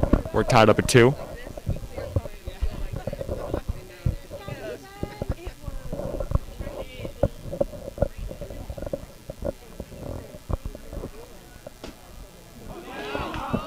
Takes ball 3, full count. And Kirkland putting together good at bat here.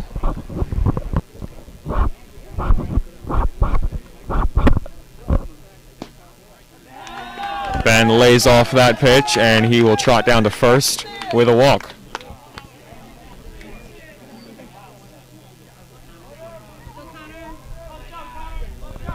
Connor Brooks, who ripped a base hit into right field in his last at bat, steps in here.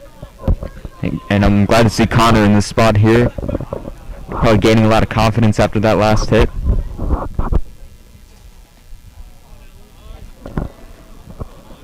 Ball in the dirt. Not too much command from number 31 to this point. That pitch sunk low. Not being able to keep much in the strike zone. Probably those hits by Hyman and Brawley really did put a little scare on him.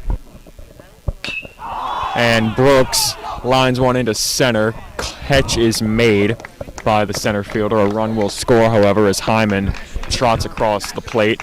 And a 10-0 Longhorn lead here at Haverford. They were chirping me so hard. They were chirping. It was like Connor has a great eye.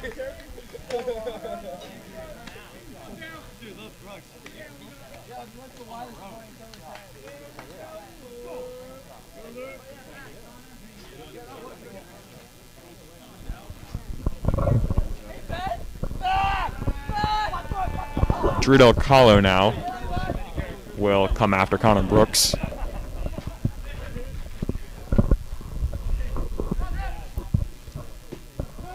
Drew takes a strike. Certainly a promising sign, Al, for Connor. 2 hard hit balls today. Right, unlucky on that last one, squared it up. But he's had a nice day. He might just be able to fight his way back to the lineup.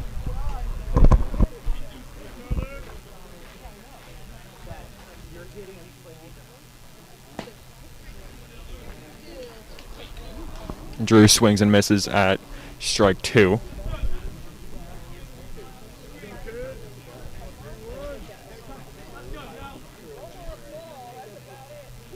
The 0-2 is grounded to the second baseman, and he makes the tag. So Drew is out on a fielder's choice, and that will do it for the top of the 7th. Longhorns will try to close it out in the bottom of the frame. It's 10-0.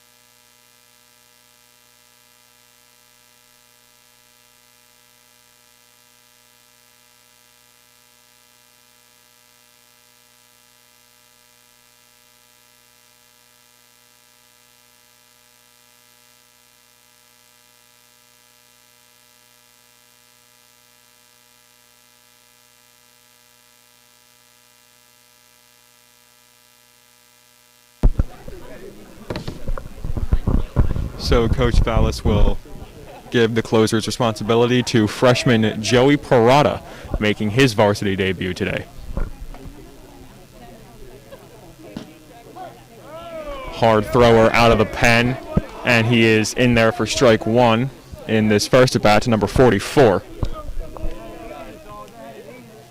And a nice opportunity for Joey to show what he can do with a big lead.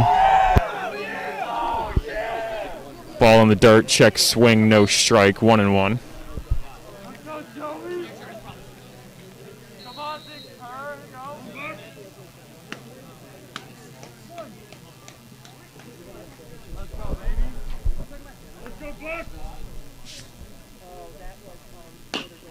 Grounder to Matson at short, gets under his glove, and that'll be an E6 on Matson.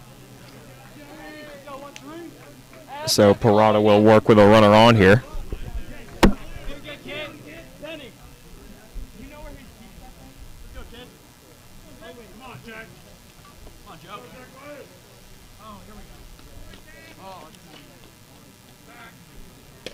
That's it, Joey.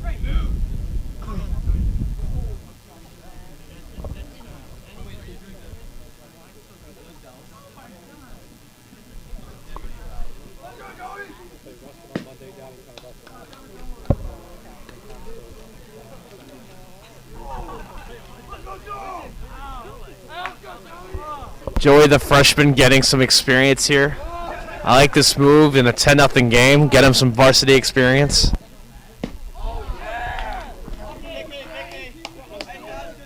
Well, he's in there for a strike there. Count 1-1.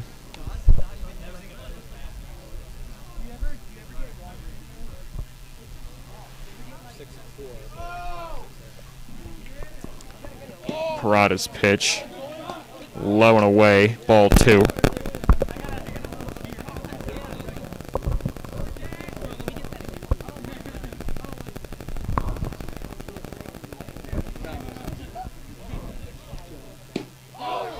Fastball in there for strike 2. Count tied at 2. He's got some velocity there with that fastball. Showing some promise with that pitch. See if he can get that in that zone again. Swinging and missing at the high heat is 15 on Haverford. And Joey Parada with his first varsity out recorded, and it's a strikeout. Yeah, great pitching by Parada, getting that fastball, showing that command. First right down the pipe, second just a bit higher below the bat. That pitch is low, 1-. I wonder what else he has in the bag. Does he go off speed? Can he throw a changeup? Let's find out here. Looked like that was a breaking pitch, Will, for ball 2. Yeah, I mean, you really do want a full arsenal of pitches if you really want to be successful. Mainly just to throw the batters off. I mean, it's not always necessary, but it's good to have. Fastball's working for him up to this point, as he's got another one in there for strike 1, 2-1. I mean, that's high velocity.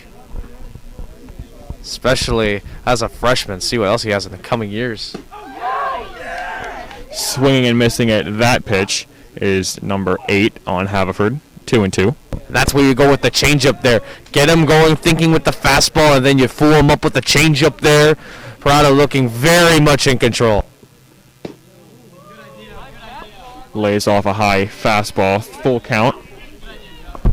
Ball on the groundwork here, Al. Yeah, absolutely. That could end the game. But to Will's point, I would like to see him go off speed here, try and slow him down.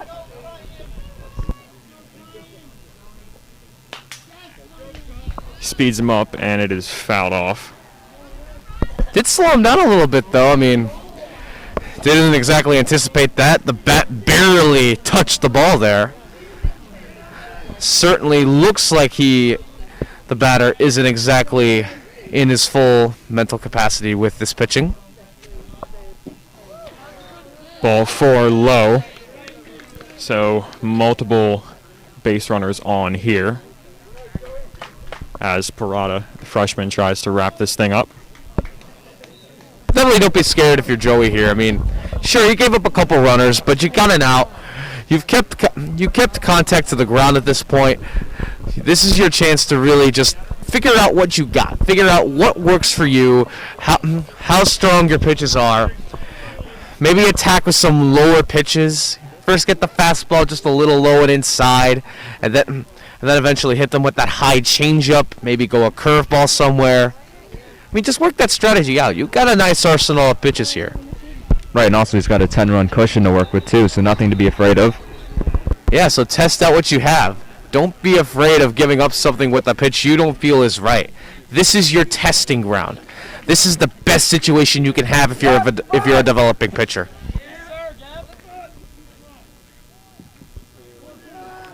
See if Parada is able to take that advice here and settle in.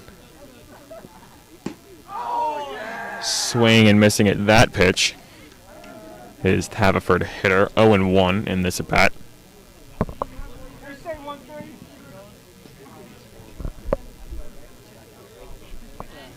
The 0-1 fouled off. 0-2. Parada is ahead.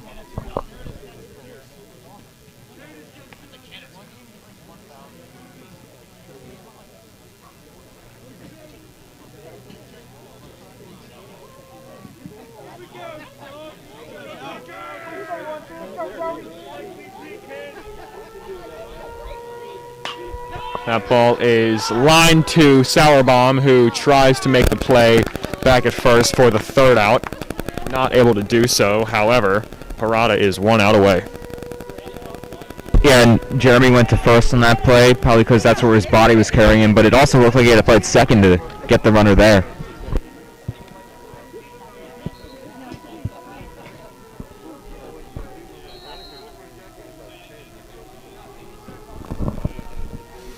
Parada looking for the last out in this one. And first pitch strike to number 19 on Haverford.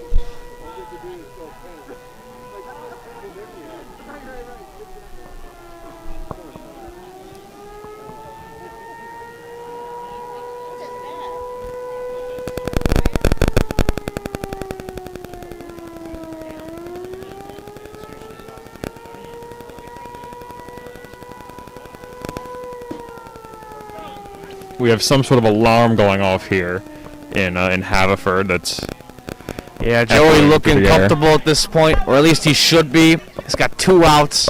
Nice comfortable situation with the 10-run lead. The 1-1 pitch is fouled off. Gets a piece of the metal. 1-2, and Parada is 1 strike away. Yeah, and I mean his stuff looks great. His fastball looks very hard to hit.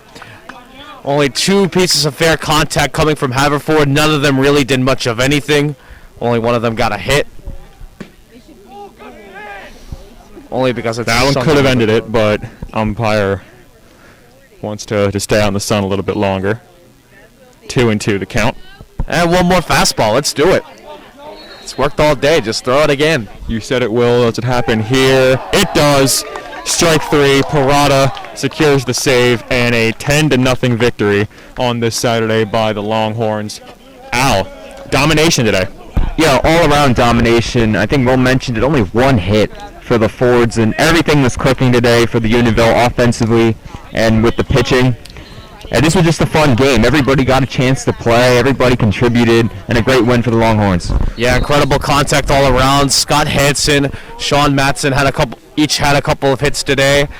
And you had some good piece of hitting from other guys. Drew Ducalo and Matt McCluskey showing some potential. You had some good hits from some other guys as well. All around, strong performance of the offense. Of course, you had the base running with Jack Reganay still running like a cheetah out there. All in all, just a very successful day for the Longhorns. Great day indeed, and they get back over 500, and we'll be back at it on Monday, fellas. So a great day today on a Saturday. Longhorns win. 10-0 is your final. Thanks for joining us, everybody. We'll see you on Monday.